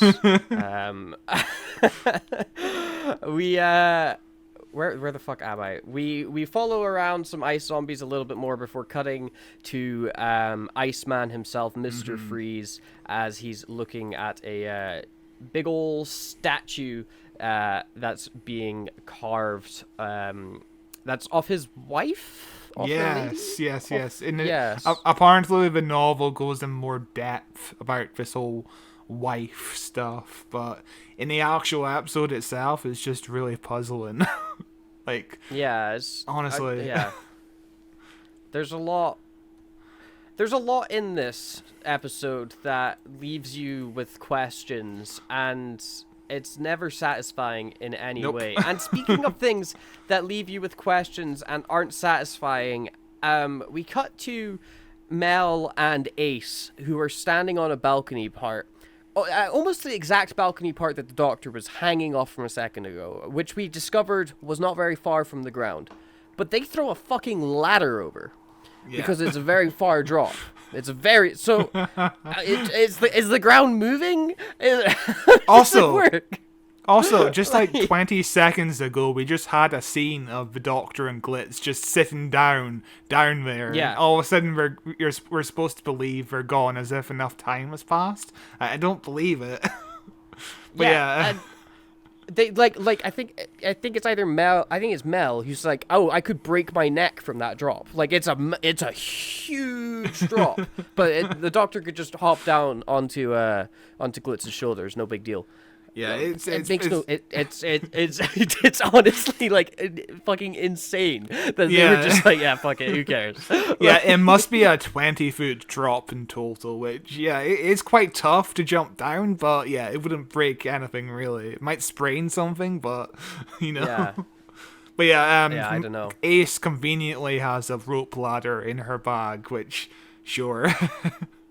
Yeah, I mean, she's lived here long enough. I'm sure that, she's used to hopping the barriers for whatever fucking reason in Ice World. Then we cut to probably the best scene in the entire story. Probably my favorite scene, where the Doctor has to distract a guard for Glitz's ship. And so he approaches the guard, and like any of us would, he asks him what is his attitude towards the nature of existence, which is really a pretty fucking solid way to distract the guard. And they go on to have a fantastic conversation where the guard is like so enthusiastic that somebody is finally bringing him a compelling conversation, like something that's like, oh, this is a true intellectual conversation I could have. Finally, I was so bored, and it was incredible. It's absolutely incredible. And the scene ends with the Doctor trying to get away from him, and the guy just keeps on talking to him and corners him and gets closer. But this whole bit feels like a Douglas Adams bit, you know what I mean? It feels like a Douglas Adams bit, and it's why it's the only good part of the episode, honestly. It just, there's nothing else to say about this episode. It's bad. It is a bad episode, but this is a glimmer of hope that is swiftly taken away from you, but it is like you can reflect on it and be like, oh, that was kind of fun. And I think if you were thinking about this story vaguely, you might come away with a positive like feeling about it, because you're like, oh yeah, there was that one scene where that kind of made me laugh, and that was all right, and the dragon looked kind of okay. I guess it's fun. I guess it's a fine episode. But then you watch it and it's infuriating. We then get to watch Ace and Mel descend the massive drop. That's no big deal, really. Don't worry about it. And again, why are they doing that? What was the reason? Just because the Doctor's umbrella was there? Yeah, is that the entire? Yeah. Yeah, they knew the Doctor was going that way because the umbrella was there, and the Doctor the only reason the Doctor climbed down was because there was no more road to follow. But that's not clearly communicated. No, it's not. It's not even not clearly communicated. It's just straight up not communicated. We then go on to Glitz's ship, which is basically the Millennium Falcon's cockpit. It's even got the golden dice. It even has the golden dice. Yeah. But it is. I really do like this set because it's the only set you can imagine some care went into it. Obviously, it just looks like it's messy, which is the whole point. But it has some personality to it. Sure. And then lady with a gun comes in and is like, I'm going to take your spacecraft by shooting you in the head with this gun, which I'm about to do right now, as long as nobody walks in. Oh, hello, Doctor. It's a terrible scene. I hated it. I mean, I don't like her as a character in general, and she's got this obsession with taking Glitz's spaceship, and if she really wanted it, like, just shoot him. Why are you doing all this stuff? I mean, I know you're doing it for the plot to happen, but from a more cynical sort of like fucking act logically standpoint, I hate it. Yeah, and also her acting, I do love Patricia Quinn, but her acting the entire time, it's as if she's talking to the back row in the theater, like she's just got the same cadence to her voice the entire performance. It's really grating after a while. They go on to talk about how the bad guy doesn't own her and that she's her own person. She's trying to escape him, and she regrets like selling herself to him. Like she's like imbued into his whatever, like his cult, his army, whatever. Like she's stuck there because of this mark on her hand, and she wants to be free of that. But God, I'm so tired of this episode already. I mean, we've only been recording for like 16 minutes, by the way, people at home. Yeah. Yeah.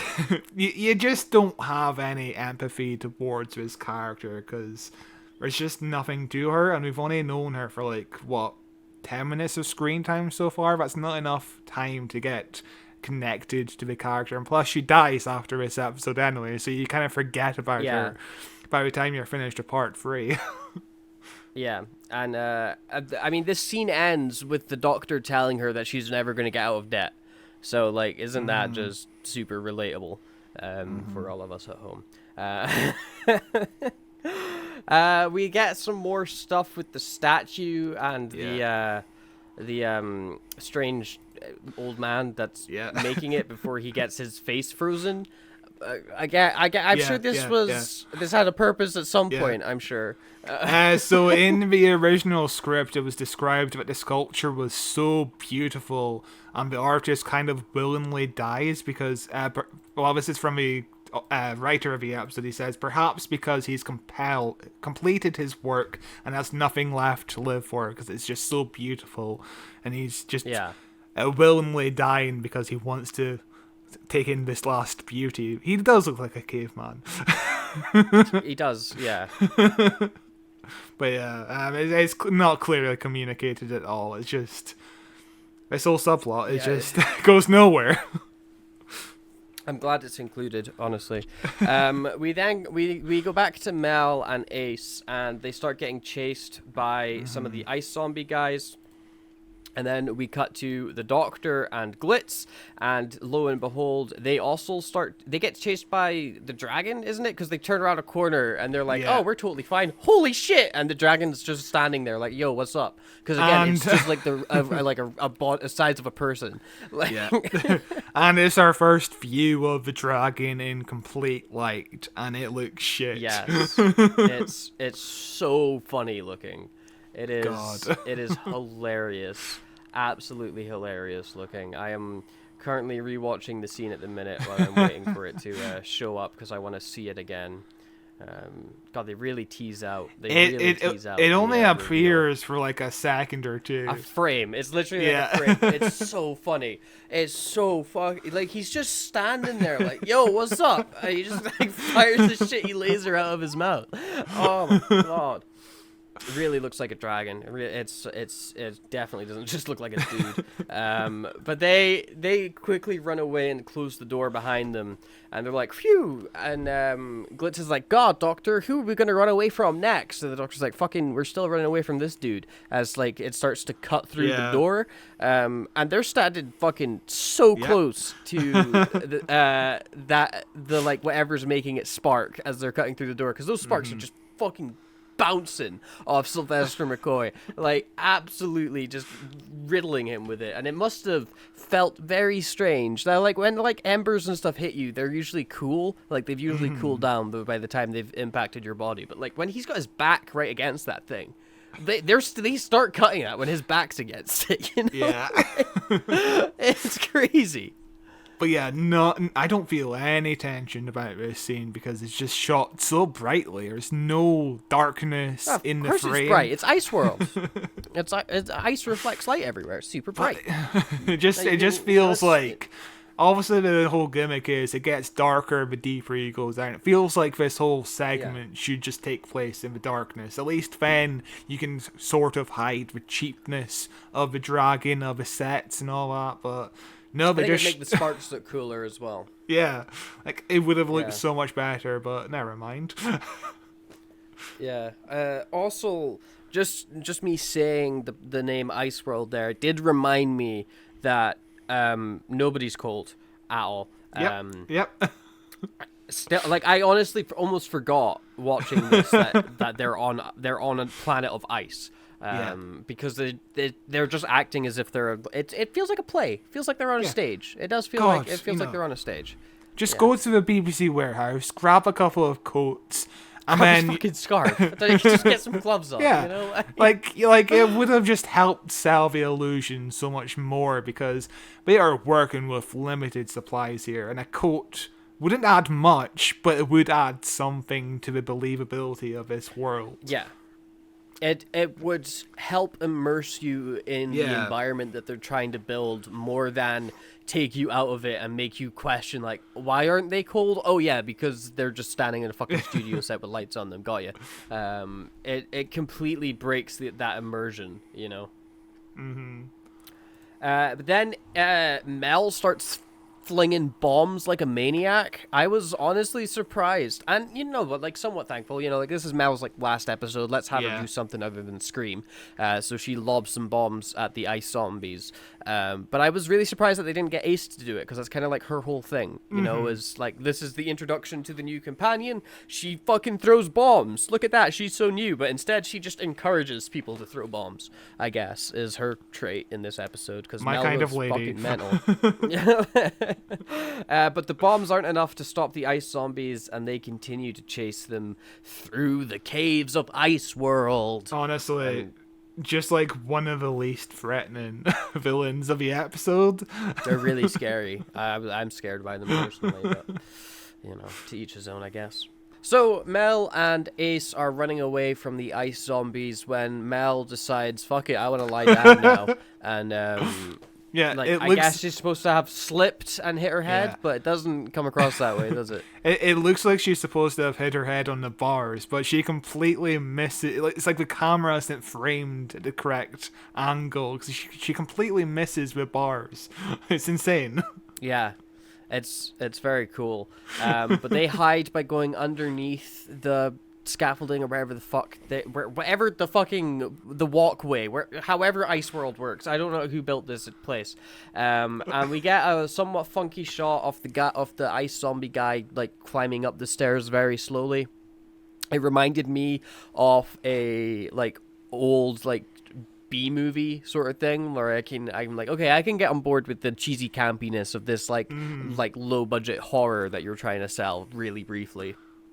But it doesn't last, unfortunately, as we cut back to the Doctor and fucking what's his name, Glitz, as the dragon bursts through the door. And just to reiterate, the dragon is just a dude. It's not a big scary. It's the size of a guy. He's just like, yo, what's up? And Glitz goes to shoot him, but the Doctor's like, no, fuck you. We don't shoot people. We just sell them into slavery where they turn into ice zombies, okay? That I am okay with the slavery part, but no killing.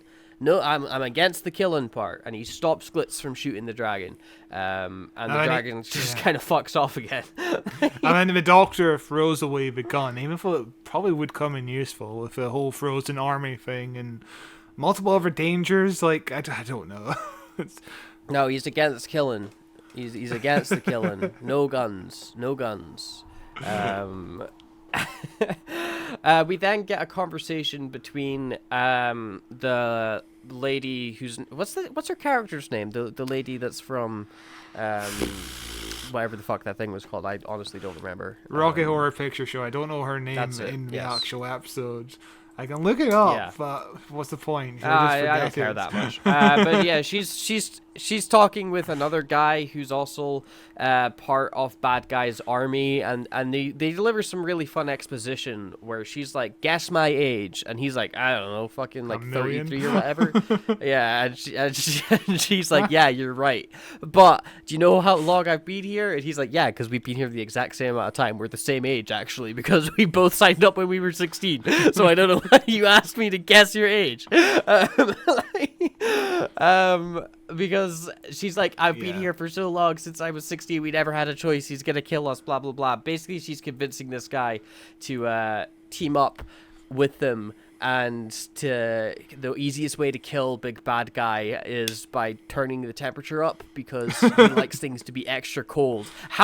Remember, we're on Ice World. Everything's really cold here on Ice World. It's like minus like fucking 50 degrees Celsius or something. And you can tell that it's really communicated well visually on screen. And also, It's you've been on here for 20 years under his service, and you've only figured out one weakness that anyone could figure out. Hang on, he lives on Ice World. There must be a reason. And he's got ice hands, and I wonder if he's got like a weakness to something. He must. I also don't know why she convinces this guy to do it. Like, she straight up gets this guy killed because she's Yeah. like, you need to do that. You need to be the one that turns the temperature up and kills him. I'm gonna be as far away as possible. I'm not gonna be nearby.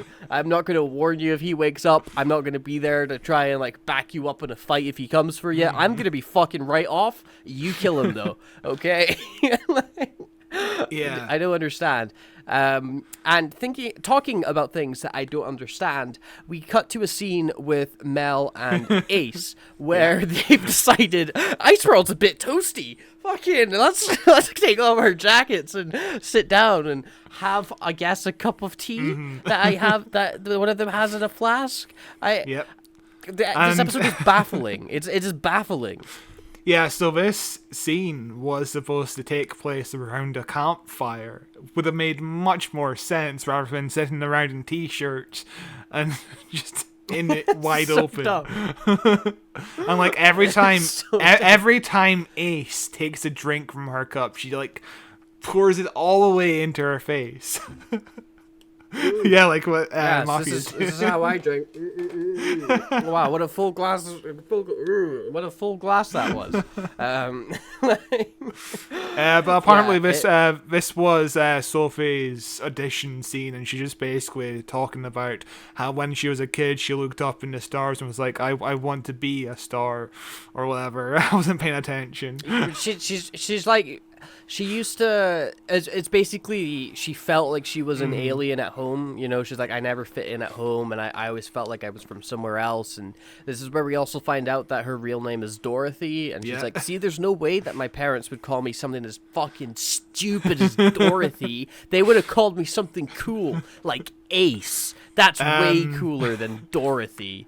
So this scene got a complaint, and you will never guess who complained about this scene. A viewer named Dorothy Barris, and she was very upset about her name being called rubbish. And I don't think Nathan, there's anything wrong with the name Dorothy. and then John Nathan Turner wrote back and said, "Your comment about the dialogue have been noted." Amazing. Honestly, Ace is a dumber name than Dorothy. Ace is a name that you give your dog. It does work for the character, Phil. I think. Yeah, no, it does. I'm just being I don't know, an asshole for the sake of comedy. We then cut to villain who is fucking like, I'm gonna build so many statues. You have no idea. You're not ready for the amount of statues I'm gonna be fucking building everywhere.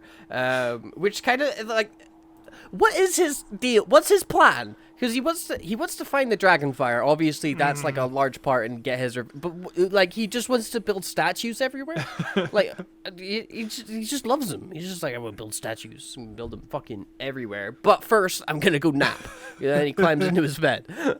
Like, Oh yeah, this whole character begins to fall apart around this part of the episode because he talks about having been imprisoned on this ice world for 3,000 years. yeah. And it's like, you know, his whole plan is to find the dragon and then to get the treasure and all that. And it's like, you got an entire army that's been around you for at least decades. And you've never sent them down below to find the dragon, or... And they gotta build those statues. Statues first, dragon and revenge second. Okay? That's how it works. Oh, it took Ace and Mel 5 seconds to find the fucking... Well, the dragon Exactly. finds And them. do you know how long it took to build that statue? Fucking forever. It took absolutely ages. So you get the long job out the way first, the one that's going to take ages, which is building 1 million statues, and then you'll be like, okay, let's just head downstairs and get that dragon. All right? So that's his plan. Statues, dragon. But of course, big military guy that got tricked, or I guess convinced to betray. Bad guy comes in to turn all the temperature up, which ruins everything. Especially if you're a statue enthusiast, it ruins everything. The guy stands there as Kane walks closer to him, and he's like, I guess I'm in no danger here. And then suddenly Kane puts his arms around him. Like, come on. Yeah, when he does come out of the bed, and he like, there's like a solid like 30 seconds or so where he's staring at the statue, and he's like, "What the fuck? What did you do to my? Who did this to my statue?" Like. He's like, "God, it's so warm. Wait, my statue's destroyed. Who could destroy my ice sculpture? You, standing by the heater. Who did this? Tell me who did this." And then he just fucking kills him. And that guy is silent the entire, he doesn't say a line of dialogue. He just stands there. He's like, "This is interesting. What happened to the statue? I want to know." And then he of course dies. We get a scene briefly before that where Ace and Mel meet up again with the Doctor, and this is one of the scenes where they remember Ice World is made of ice, but they forget that ice is cold. So like the Doctor and everybody are slipping and sliding, but of course Mel's got her sleeves rolled up because it's a very, very warm ice. You've got to look fashionable, you know. Oh yeah. That comes before freezing to death. But they bump into an ice zombie guy, and Glitz is immediately like, "Yo, that's one of the dudes that I sold into slavery. Let me talk to him. He'll be my best friend." And the Doctor goes on to explain, like, there's nothing you could possibly say that'll make him remember anything, and there's no getting through to him. But then the ice zombie starts to talk, and he's like, "Well, okay, he could start to remember stuff if he really fucking hates you. If he's really angry with you, then he'll remember stuff, and he'll break out of this thing." And the ice zombie goes to shoot them, because I guess that these guys. Why do you need the ice zombie? Just use your army. What's the point of the ice zombies? But he goes to shoot them. But thankfully, the dragon just kind of strolled into the back of the scene and takes out the ice zombie with a sick headshot. It's quite the fucking shot, honestly. And then the ice zombie is just like, "Yo, guys, let's just follow me. I'll take you. I'll give you some lovely exposition if you just follow me down this hallway." Which, of course, the Doctor falls into penis first, as he's wont to do. And of course, there's a bit where the Doctor takes off his hat, and the alien does the same. I honestly, when he takes off his hat, I like watching it. I'm like, he's gonna put it on the alien's head. That like he's gonna go, "What?" Oh my god! The whole taking off the hat reminds me of Spaceballs, where John Hurt gets an alien coming out of him, and they do the whole "Hello, my baby, hello." Yes, hello, my darling. It's the whole thing. Yeah. Oh god. But I'm so looking forward to getting back to that little girl in the next episode. By the way, remember her? Yeah. Of course, it was a very compelling character. But the dragon, takes them down into the piss caves where they've already been, and is like, "Actually, the secret to being down here is you need to laser beam this little rock, and it's gonna make fucking a hologram come out, and that hologram is gonna give you all the exposition you need for the episode, where you're gonna learn that the bad guy is from another planet, and that planet he was like a total he's like the worst." And they were like, "This guy sucks. Let's send him to Ice World, where it's really cold, so he'll live because he loves it to be cold, but like nobody's gonna talk to him because nobody lives there. It's so uninhabited. And I guess over those 3,000 years, he like built it up. He built like a cute little supermarket or whatever. I was like, people will come and visit, and they'll get their groceries. It's natural freezers. But this whole scene is a reference to 1978 Superman. Is that the right year? I couldn't tell you off the top of my head. But yeah, the whole hologram thing, the whole fact that the woman is in all white, right. Nice. And also, like the whole exile thing is also like directly lifted from Superman. Yeah. It's a whole Zod backstory, and and just, Mel's standing there like this. Yeah, she's got her hands. She's standing in the Superman pose. The woman who's playing the hologram is actually Daphne Oxenford, who did Watch with Mother, which was like a series of... It was basically a CBBC before television even existed, essentially. Like, it was a radio program series, and every episode she would start off with saying, "Are you sitting comfortably? well, let us begin. And it's it's the Idiot's Lantern. So she's basically parodied in the Idiot's Lantern, and she was gonna appear in The Unicorn and the Wasp as an older Agatha Christie, but her scene got cut. But cool. Yeah, that's interesting. Speaking of things that are interesting, here's something that isn't, as we cut to the next scene with the villain approaching the lady that's trying to escape him, and he's like, by the way, you can just go free. I killed your friend.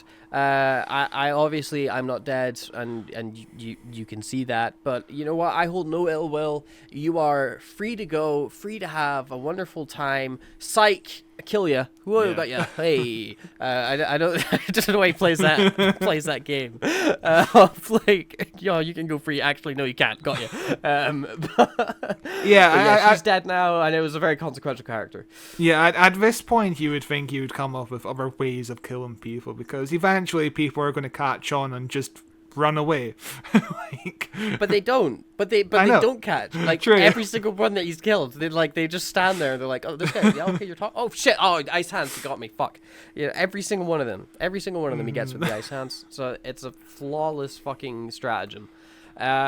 We then cut back to the Doctor and the dragon, where we find out that the treasure is more not actual treasure, but actual treasure hidden inside the dragon. Like, the dragon's there to guard the treasure, but the dragon is also the treasure, because the treasure's inside the dragon's brain, and it's like this crystal that's firing lightning everywhere. And it's dumb. I guess the effect of the dragon's head opening is kind of cool. Yeah, it's like cool. That's a fun effect. You know, it's a fun bit of puppetry. After that, we get the villain being like, oh, he looks dead into the fucking camera, and he's like, I'm going to get the Dragonfire now. I'm the bad guy. Roll credits. And that's the cliffhanger for this episode. It's a cliffhanger where the Doctor is in zero danger. Yeah. So it's a flawed cliffhanger, because that's especially even in episode 1, like the whole point of the cliffhanger in episode 1 was, oh, let's end it with the Doctor being in danger, even if that danger makes no fucking sense. In this episode, they just went, fuck it, you'll just look in the camera, who cares? I dislike this episode. I dislike this episode a lot. But you've had nothing but positive things to say about this. I'm not sure what you're meaning here. Name one negative thing about this episode. Dare you to. You got me. I can't. It's flawless. It is. God, what a shit show. It's honestly, it's not that surprising that the show only had 2 seasons after this. Because it's poor. It is poor. But with that, we can finally, after, I don't even know how long this episode is at this point. It's going to be I assume very long. But we are in the last leg. I'm gonna guess this is 2 hours and 15 minutes in. You can pause the YouTube video right now, and you can see that it's 2 hours and 15 minutes. £100, I bet you. I'm going to purposefully edit the video so that it's 2 minutes 14 and get £100. So win for me. But we are now rolling straight in to part 3 of this story, the conclusion, the grand epic final to Dragonfire, and we will finally be out of this hellscape. Isn't that exciting? Here we go. Well, I suppose it's time. Fine. Funny how business time.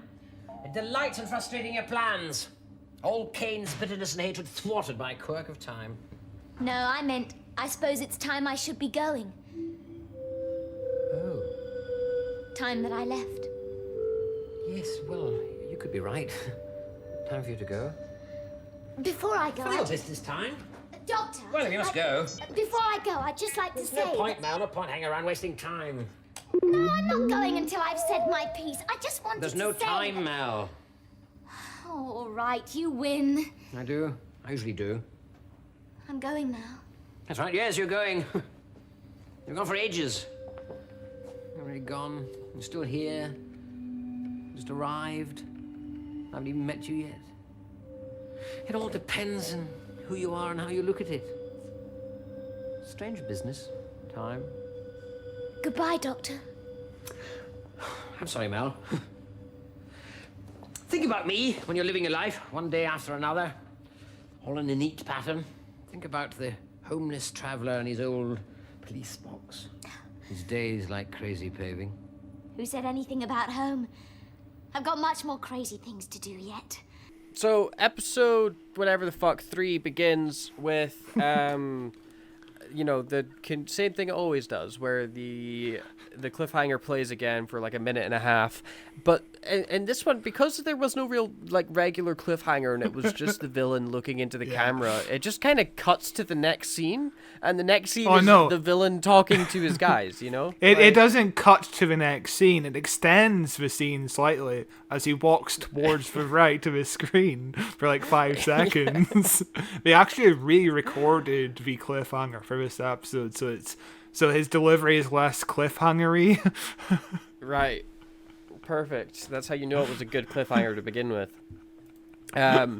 But he's got like a bunch of dudes around him doing stuff, and we then cut away to the dragon with the doctor and things like that, where the dragon closes its head again, and everybody just kind of goes on about their day, and Glitz is like, God, I want to take that for their money, and the doctor's like, no, shut the fuck up, no, you're not taking that. And he's like, there was something, he was like, they said something there about the planet that the bad guy was from. That sounds familiar, but I can't quite remember, so I'm going to have to go to the TARDIS to look at the star charts or whatever to kind of jog my memory. And then Glitz is like, no you don't, because there's star charts here, remember? I found that there were star charts here, so you just need to go over that way. And the doctor's like, yeah, okay, that makes sense, I'll go over that way. Yeah. Everybody else stay here, though. Nobody come with me. There's no reason for this. He doesn't give a reason. No. Like, why does he tell them to stay? He just doesn't want to fucking hang out with them. He's like, you guys suck. I want to be by myself, just me and the dragon. Like, because they're gonna go kiss, aren't they?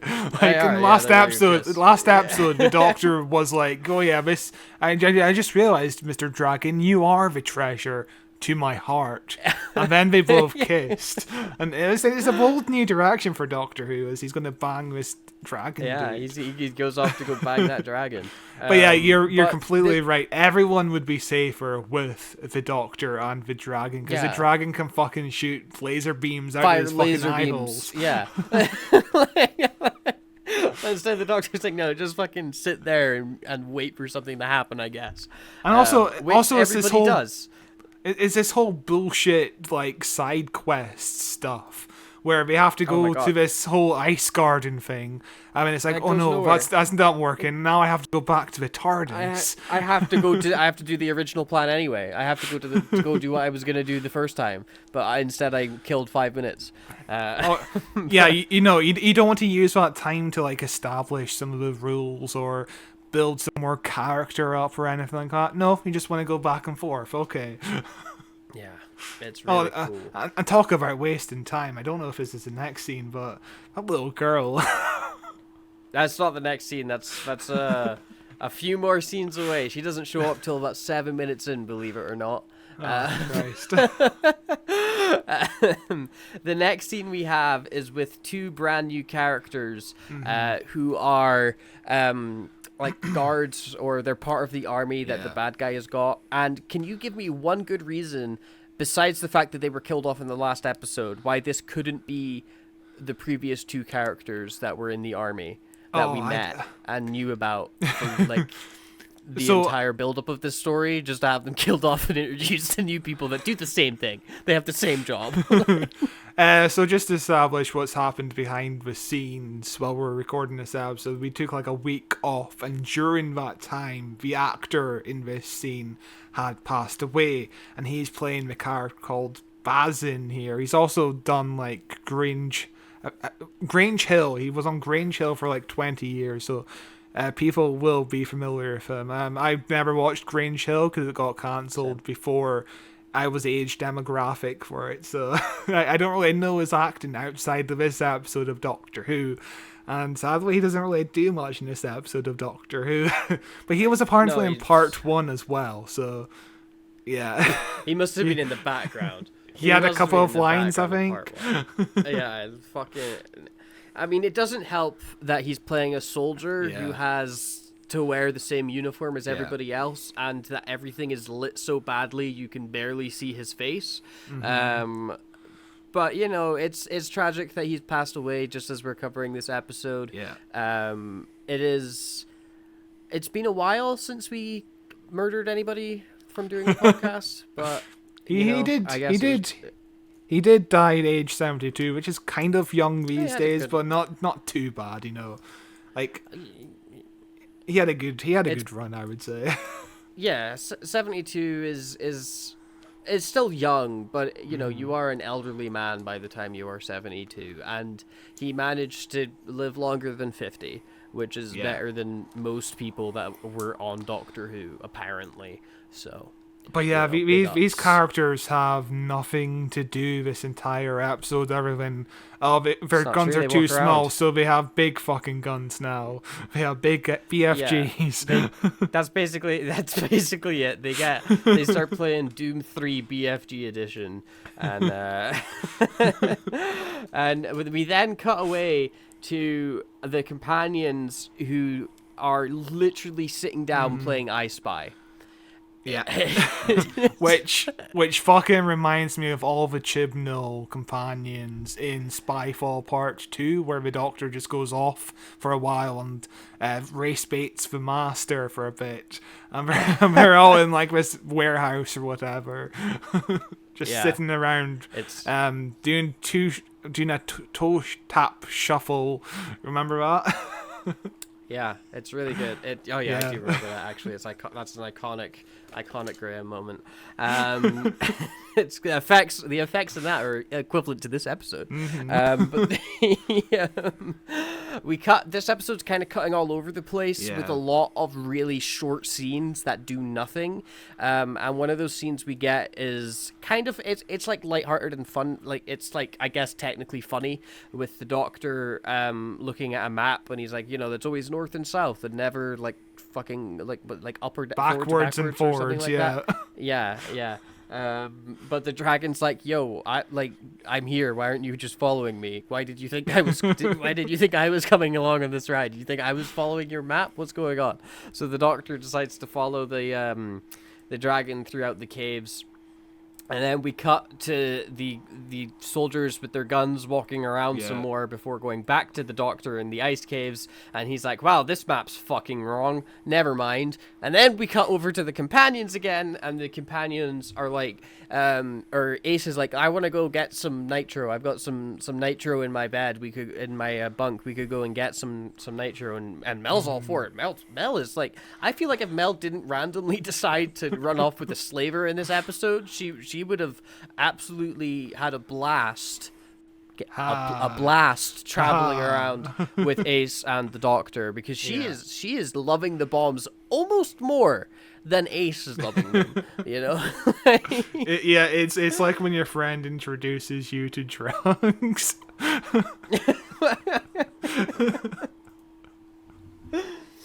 Yeah, and she's like, "Yeah, let's do." Yeah, because she's never been exposed to it before, so it's all new and exciting to her. Yeah.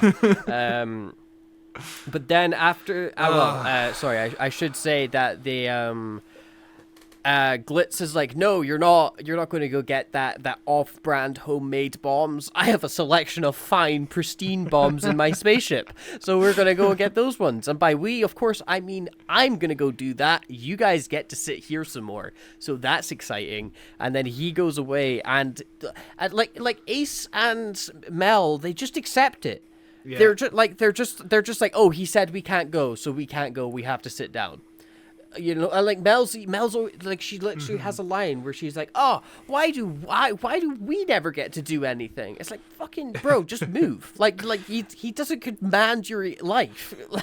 Yeah, this almost feels like it's starting to become a commentary on, you know, the classic Doctor Who sexism that was mostly like prevalent in like the 60s classic Doctor Who, where the female companion would just be left to make a cup of tea or something. But they never go far enough with it. It just, here's some sexism, and Mel is going to have to spend the rest of her, like, 20 to 30 years with him now, for some reason. He's just Makes so perfect cool to hang sense. around with, I guess. Yeah. But we then cut to the most important character in this episode, which is this random little girl who we met in episode 1. She's the one that is wearing the blue dress in Ice World because I guess the cold doesn't fucking bother her, as she climbs under the table just as a dude runs in and just fucking bang!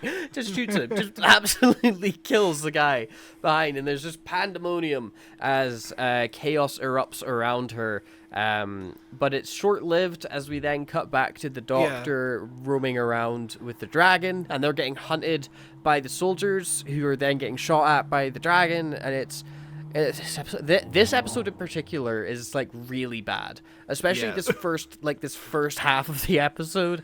Like there's just nothing is happening, and then it all really quickly wraps up, and then it has the most bizarre conclusion for companions I've seen in a long time. I don't understand why we're spending time with these new characters. Well, we're not new characters, but we're characters who were kind of established in part 1 and then forgotten about. Like, why are we left with the little girl for so long in this episode? She has like 3 minutes of screen time. Why are we left with these two soldiers? Like, there's no character to them. Like, this whole little girl angle feels like the writer saw Aliens that was just released the year before, and it feels like she might have supposed to be like a Newt kind of character, you know, the mute little girl from Aliens, the second Aliens movie, and she has no personality. There's nothing to her. Just why is she here? That honestly, that makes a lot of sense to me, actually, especially with the dragon's design being inspired by the xenomorph, you know, so you have even more of that homage happening. But yeah, I mean, I say homage, like, they don't do anything with it. But villain guy decides to go back to bed.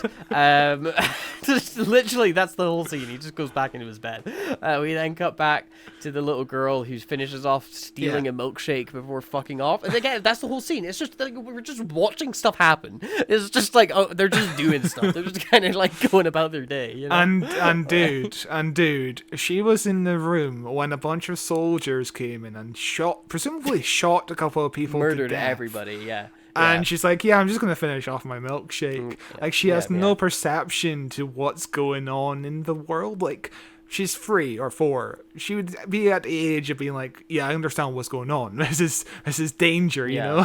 I understand what death is. Yeah. Like... and the entire time she's carrying around her teddy bear, and it's just like, why? What is this character for? It's just so that you can feel a false sense of terror when, like, the dramatic scenes happen where she almost gets shot because they're definitely going to kill off a fucking 5-year-old girl on Doctor Who. It would be pretty good. The episode would become iconic. It would be. Yeah, this episode's really shit, but halfway through they absolutely obliterate this little girl for no reason. But the Doctor makes his way back to Ace and Mel, and he's like, let's go to the TARDIS, which is basically means we're at the start of the episode. That is a solid 8 minutes. 8 minutes from the, like, they open the episode by saying, I need to go to the TARDIS. 8 minutes later, they're like, actually, I need to go to the TARDIS. And you can't even point to any other character about, you know, like, the only character who has progressed in the plot is, I guess, Glitz. Like, he's gone off to his ship. That's all that's happened, really. Yeah. But we get some more of the soldiers walking around looking for the dragon. The beeper goes off, and they think that it's the dragon, so they fire, but it's actually the little girl hiding, and the dragon's coming up from behind. And it, like, chases off the soldiers and shoots the guy in his back, and then is, like, weirdly just kind of friendly with the girl. And there's this fucking hilarious scene where it carries her into the supermarket like it's her dad. Because again, the dragon's just a dude. It's just a guy. It's just a regular dude. But it's atrocious. I really, really dislike it. We get a very brief scene with the Doctor and the companions where he's just basically recapping, saying, oh yeah, it was pointless going to the star charts. They were so out of date and bad. I don't know why I bothered wasting my time going there. And then he climbs up a big ladder. And the little girl is... This story doesn't even have a big excuse for why there's so much filler. Like, it's a free-parter. Yeah, no, it's terrible. Yeah, no, it's ridiculous. There's absolutely nothing going on. Like, there's a scene where the little girl runs into a misty room and sits down in a chair. Isn't that fucking great? And we cut to what I think it would have been a good scene if it was performed better. And I don't have anything...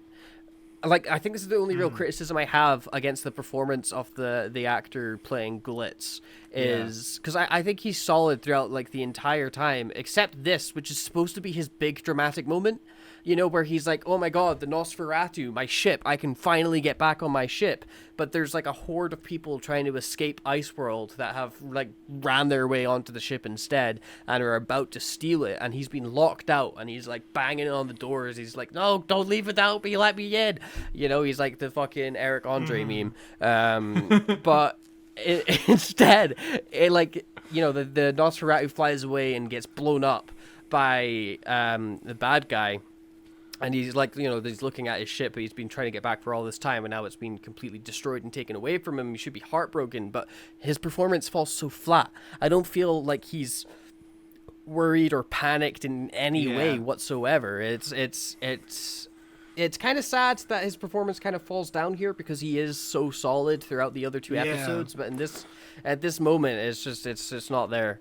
You know? He's so solid as a character that has nothing going for him in terms of, like, likability. Like, they made him too unlikable, but the performance alone is likable to the point of you can kind of see why Mel would want to leave with him in a way. He really stretch and squint, you know. If you forget like all of his personality traits and actions. But the Doctor and that make their way back onto the TARDIS, and don't worry, they're only here for like 30 seconds, where they go into the TARDIS. Ace almost has a bit where she's like, oh god, it's bigger on the inside, but instead she's like, wow, and then the Doctor's like, shut up, everybody shut the fuck up.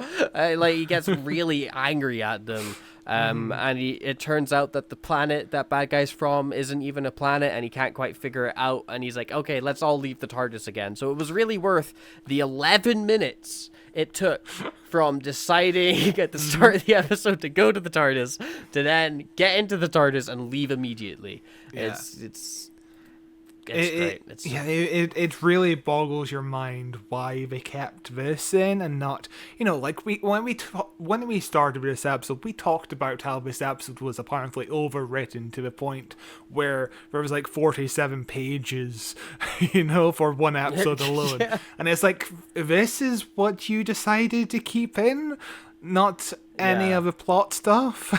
Like, why? But what if there was no other plot stuff? What if, like, the remaining pages were just like really detailed lore on Iceworld? It was just like the writer was like, I gotta get Iceworld made. It's everything. It is bad and I dislike it. But hey, we are halfway through this episode somehow.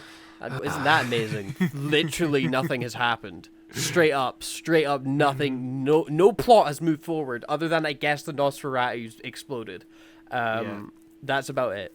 It's shocking. So the episode continues on as the Doctor, Ace, and Mel decide to split up, with Ace going back to her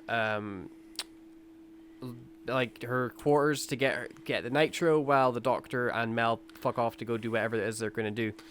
There's a weird bit here where, like, Mel is like, oh, if we don't meet you again, we'll meet you back at your quarters. It's like, how are you're gonna like walk fucking around each other? Like, Yeah. you know? Obviously, the sets are so disconnected. I have no idea where Yeah. anything actually Yeah, I is. don't know. No I can't work out- sense of scale.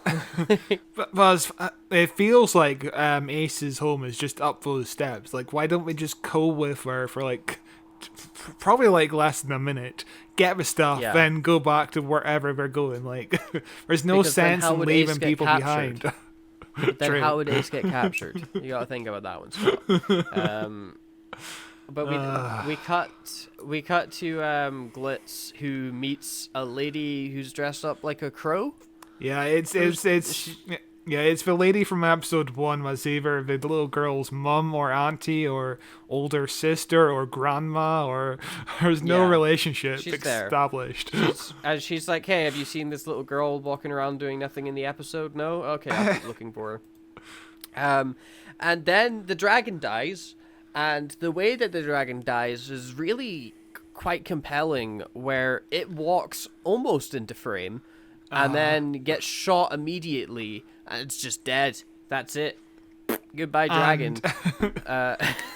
Yeah, the scene lasts for like less than 10 seconds. It's so quick. It's literally like blink and you miss it. Yeah. And it's really not enough time to process what's going on. So by the time we get past the scene with Ace getting caught by Kane, we've completely forgotten the dragon just got murdered. Like, Yeah. And then like the dragon gets its head cut off. They decapitate that fucking thing and dissect its brain. And I forgot that happened.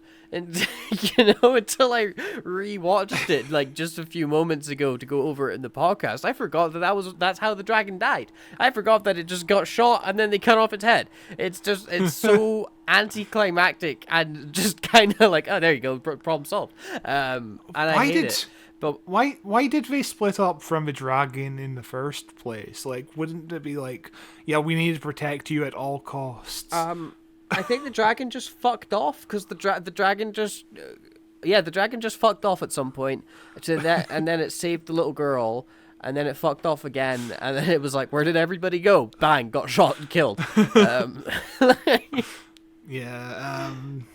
the strongest. This episode is just people wondering about. But they open up the dragon's head to see the treasure, but there's like residual energy or a last burst of energy or whatever. The doctor goes on to give some bullshit explanation, but basically it kills off the two guards that killed the dragon as well. So it's like this last little bit of revenge, I guess. Meanwhile, Glitz walks into Ace's room to discover that she's been captured, which, I guess that's scary or compelling in some sort of way, while the doctor and Mel discover the killed dragon and don't give a shit. They do not care about that dragon being dead. He walks into Ace's bunker and touches an icicle on next to the door, which makes me think that whenever Kane enters a room, the room suddenly gets drops. Colder. But that doesn't make any sense though, because he gets upset if it's too warm. Yeah, I know.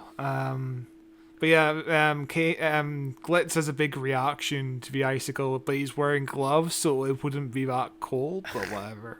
Unless it's so cold it goes through the gloves, it's just like even more cold than you can even like possibly comprehend. But yeah, it's really dumb, but the doctor and Mel grab the treasure and they're like, let's end this episode. Let's get this over with. Yes. And then we get a very nice shot of the miniature of the ice world, which it's the same shot we saw before, but played backwards, but it looks very cool. It does. It genuinely looks really cool. Meanwhile, everybody meets back up in Ace's bedroom where they said they were going to meet up. Which, again, it's like everyone's looping each other. It's dumb. Where instead they find Glitz and they're like, "Where's Ace?" And he's like, "I don't fucking know. I guess she's been captured or something." But this quickly gets answered for them when the bad guy remembers he owns a supermarket with an intercom and he can talk over it, and he starts making lots of supermarket based puns because I guess he was like, oh wait, hang on, I own a supermarket, let's use this for my advantage. He's like, I've been working on this material for 3,000 years, I better get this in. I'd like to propose a transaction, he says. He said something Yeah, else as well. I can't remember, but yeah, yeah. he's got another one. Hang on. While stocks last, you got to hurry and take this deal while stocks last. Otherwise, he's gonna kill Ace. It's really dumb. But it's okay though, because we then cut to the little girl who puts her teddy in the bed that the bad guy Kane was using, and then she kisses him goodnight, and that's like straight up the last scene we see with the little girl before her mum / guardian / whatever finds her. Yeah. I honestly rewatching it when she came up on screen. I was like, did she do something that I'm forgetting? Like, did she have something to do in the plot that I'm not remembering her doing? Because we're focusing on her so much, but no, she straight up is just there to fill time. She's just, I guess you could say it's the comedic relief. That's what she's supposed. She's supposed to add some levity to a somewhat dark episode, I guess. But yeah, it's honestly really strange that she's even in this episode and has so much focus. I do not understand what they're going for with it. So much focus on her putting her teddy bear to bed. Like, just what's the point? The way I imagine every set in this location is, like in a Hanna-Barbera cartoon, how the background keeps on rotating until they eventually get back to where they first were. This is how I imagine the set to Dragonfire. Just they just keep walking in a straight line, and then suddenly we're back to where they started from. Yeah. But the Doctor everybody meets up with Kane to negotiate the release of Ace, and they give over the power supply, and it turns out that the ice world itself, the supermarket that they're in, is also a spaceship for some reason. Mm-hmm. And Kane's people hid the power supply for the spaceship inside the dragon's head so that he could never escape the planet, instead of just destroying the power supply or removing it and getting rid of it, or putting the not leaving him in a spaceship, or like kicking him out of the spaceship and then flying away so that he's on the planet and not the ship. There's like a million other things they could have done that would have never have allowed him to attempt this escape, but instead they were like, fuck it, let's give him a chance. And it takes off, and taking off is cool. The miniature work in this episode's good. I'll give it. It's some really good miniature work. It looks cool. It's funky. It's a vibe. I like it. But this is all undermined relatively quickly when the Doctor is like, "Oh, you can't go home though because all of your people are dead. Sorry, Mm-hmm. the sun exploded and it murdered everybody. So that's it." Which, in retrospect, coming from a modern Who perspective, is some kind of grim, almost foreshadowing where the Doctor is defeating this villain by being like, "Oh, you're the last member of your race, by the way. Your home planet is destroyed and you have nobody left," which is obviously what happens to the Doctor. And Kane's immediate reaction to this information is, "Cool, I'm gonna kill myself." It's like, oh, awesome. What was his plan? He was gonna go home and I don't know. Kill everybody. I guess Rule the world.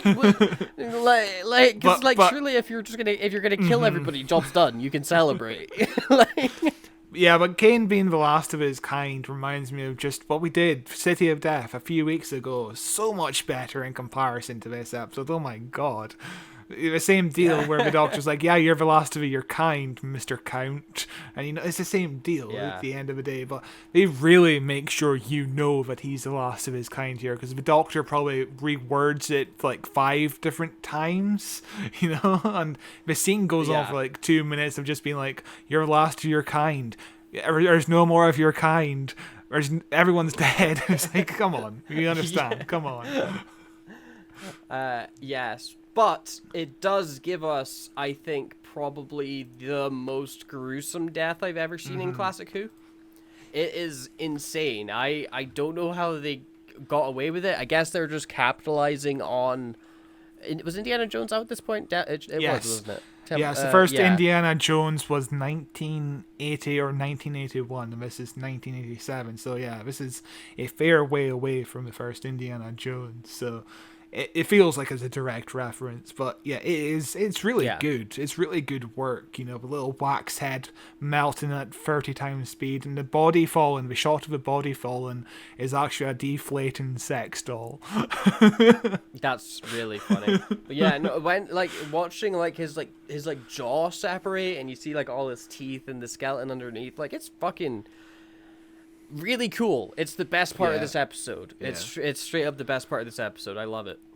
And it's it's a shame that it's just like there's nothing good about this episode otherwise, because it's just them wandering around. Like this whole episode really needed like 1 or 2 scenes. You know what I mean? Instead, we've just wasted so much time in a story that's like really short for classic Doctor Who as well. Like I don't understand why the pacing is so wonky here. It's really short for classic Doctor Who, and yet they still managed to make it feel like 4 episodes. It's impressive. So obviously, if viewers did complain about this scene, and John Nathan Turner was like, Of course. it's just like a snowman melting, is what John Nathan Turner says. Like we implied heavily this guy was made of snow, essentially. We didn't mean to That's upset really anyone. funny. What a great excuse. He was made of ice, actually. That's really funny. But we then get to the next scene, which is definitely not abrupt and jarring in any way, and totally fits with everything that's been going on. To start off this scene, Glitz announces over the intercom that basically this ship is now his. It's an Nosferatu 2, which is a really shit name, but I love it. It's a great name. So I want to talk about the previous intercom announcer. Her name is Lynn Garner, who was originally cast as Ray. If you remember, Ray was a character in the previous story who might have become companion if things went out well. But she was a previous cast, but she got into a motorbike accident as she's rehearsing for this episode. So as like a compromise, the same director, Chris Clow, was also working on this one. He's like, yeah, I'll just give you this role. So that's kind of nice, but still, getting in a motorbike accident doesn't sound fun. Sucks. Yeah, that sucks. But yeah, that's interesting. But this scene opens up with Mel saying, "Well, it's time to go, Doctor," and the Doctor's like, "Yeah, you're right. It's the end of the episode," and she's like, "No, I'm going away forever." And the Doctor's like, what? What do you mean you're going away? She's like, "I'm bored. I'm done. This is it. You know, washing my hands. I'm going to leave." And I will say, I think that the acting and the performances in this scene are very solid. I think Sylvester McCoy is really great in this scene, where he's like just rambling and talking about like, you know, time not being in like, you know, straight line or whatever. He's like, "Oh, you're coming, you're going, you're here right now. Like, you can keep track of anything." I think all of that is handled so well. I just wish that it felt like it belonged in the episode. It feels so out of place. It feels like it shouldn't be here at all, and they've just glued it on. And Mel's motivation makes 0 sense. They don't even. She has no motivation. She's just done. She's just fucking. This is it. I've had enough. Well, the whole reason why this feels like just so attached on was because this was written at last minute, essentially. You know. Like, there was still a debate whether or not Bonnie Langford wanted to stay on for the role or just leave, because obviously her contract was expiring with the option for renewal, and she decided halfway through this story, nah, I'm fucking done with this. And I don't blame her. Most of the reason why she wanted to leave was because her character just got no work. Like, there's no character progression for her. She literally sits down and play I Spy in this episode. So the original ending would have had Mel and the Doctor going back to the TARDIS and going off, and Ace would have gone with Glitz for some reason. It makes even less sense for Ace to go with Glitz. I guess with Ace going with Glitz, like Glitz does have like a nickname for Ace. You know, like he calls her like Sprague or something. Like they have this like sort of back and forth, and they have this implied history together, which Mel just straight up doesn't have. She's just like, "Fucking, you're hot. I don't give a shit about all this slavery stuff." You know. So apparently, when they wrote this final scene, Sylvester McCoy and a few other people were really unhappy with it. And they were like, and Sylvester McCoy was like, I had this really great audition scene when I auditioned for the role of a doctor where I had to say goodbye to a companion. And he actually did that with Janet Fielding, who played Tegan in the Fifth Doctor era. So that's kind of fun. So basically he's like, yeah, can you just give me my rehearsal in my script, please? And so at the end of the day, Ian Briggs kind of melded his version of the goodbye scene into the audition script, which kind of creates a weird kind of situation where the conversation doesn't really flow in a normal way. It's really strange. Yeah. It is very back and forth, where the Doctor is like angry at Mel, and then like they're best friends, and then he's like doesn't want to listen to Mel talk. He's like, just get out the ship, but actually come back. I miss you, you know. But I guess you could write it off as he's just going through a lot of emotions. Yeah. You know, he's like he doesn't quite know how to best handle saying goodbye to one of his companions, which is always like a hardship for him. However, like the way that Mel leaves reminds me so much. It's interesting you were talking about a Peter Davidson companion. Which was the companion we watched who also decided, you know what, Doctor? It was the Dalek episode, right at the end. Yeah, she's like, that was bye. Yeah, that was Janet Fielding as Tegan. Yeah. So I guess it fits in that sort of sense. This isn't the in first that time we've had a episode, companion just fuck off. in that episode, Tegan at least wanted to leave because everyone fucking died in that story. If you remember, that's the story that opens up with the two policemen killing everyone on the street. She gets knocked out like straight away in that story. by a Dalek plunger. Yeah. Oh, God, what a that was a long classic. time ago we covered that. I guess if you're a Classic Who companion, you really only have two options for leaving the show, which is either die or just decide you've had enough. Yeah. Like, or you get married off to another character you just met half an hour ago. Yeah, of course. Yeah. The And the Doctor classic. abandons you. Yeah. Yeah, carry on. Yeah, Mel decides to go off with Glitz for reasons known only to herself, I guess. And Ace is about to leave as well before the Doctor's like, hey, you could go with Glitz and go directly to wherever it is you're going, or you could go the scenic route and you could travel with me and we could go on adventures and have a fun time. And it's like cool. It's kind of a fun way of introducing Ace into it and going immediately from one companion into the next. And we, as they're about to go away, we go back to the little girl. Yeah. And okay, I will give props here because I kind of think that this bit is funny when the mum comes back and she's like, "Oh, I've been looking all over for you. Where have you been?" But she's holding a shopping bag. So I imagine that like the mum has just been doing her shopping while all this chaos has been going on around her, and she's just completely fucking blissfully unaware. Yeah. And then she's like, "Oh shit, where the fuck's the little girl gone?" And then like she finds her, and she's like, "Ah, come on, let's go home." Like unaware that there's been this huge coup that where's she going? They're on a spaceship. They're not on the planet anymore. This is the Nosferatu too. Where's she going, Dude? She's walking out into her death. She's just walking out into the fucking shit, space. The whole concept of this world just does not make sense. Like, why would you actively go to this ice planet just to do some shopping? Like, I'm gonna get some frozen pizza. Because they have Crab Nebula pasties that are only $9.95. Okay, that's fair. It says that on the sign. But yeah, the whole little thing with the little girl makes no fucking sense. And then she kind of wistfully looks off at the TARDIS leaving as if she's like the little broom kid from the end of The Last Jedi. Just, what was the point of that character? What was,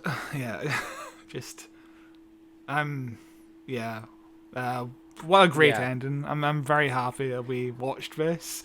The one last thing I have to say about the farewell speech between the Doctor and Mel, there's actually a Watchmen reference here, and we have to talk about this because we are a podcast named after Watchmen.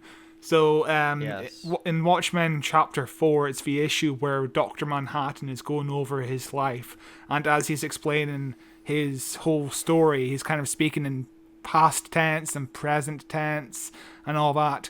That's kind of where the inspiration for the Doctor's line. That's right, yes, you're going. Been gone for ages. Already gone. Still here. Just arrived.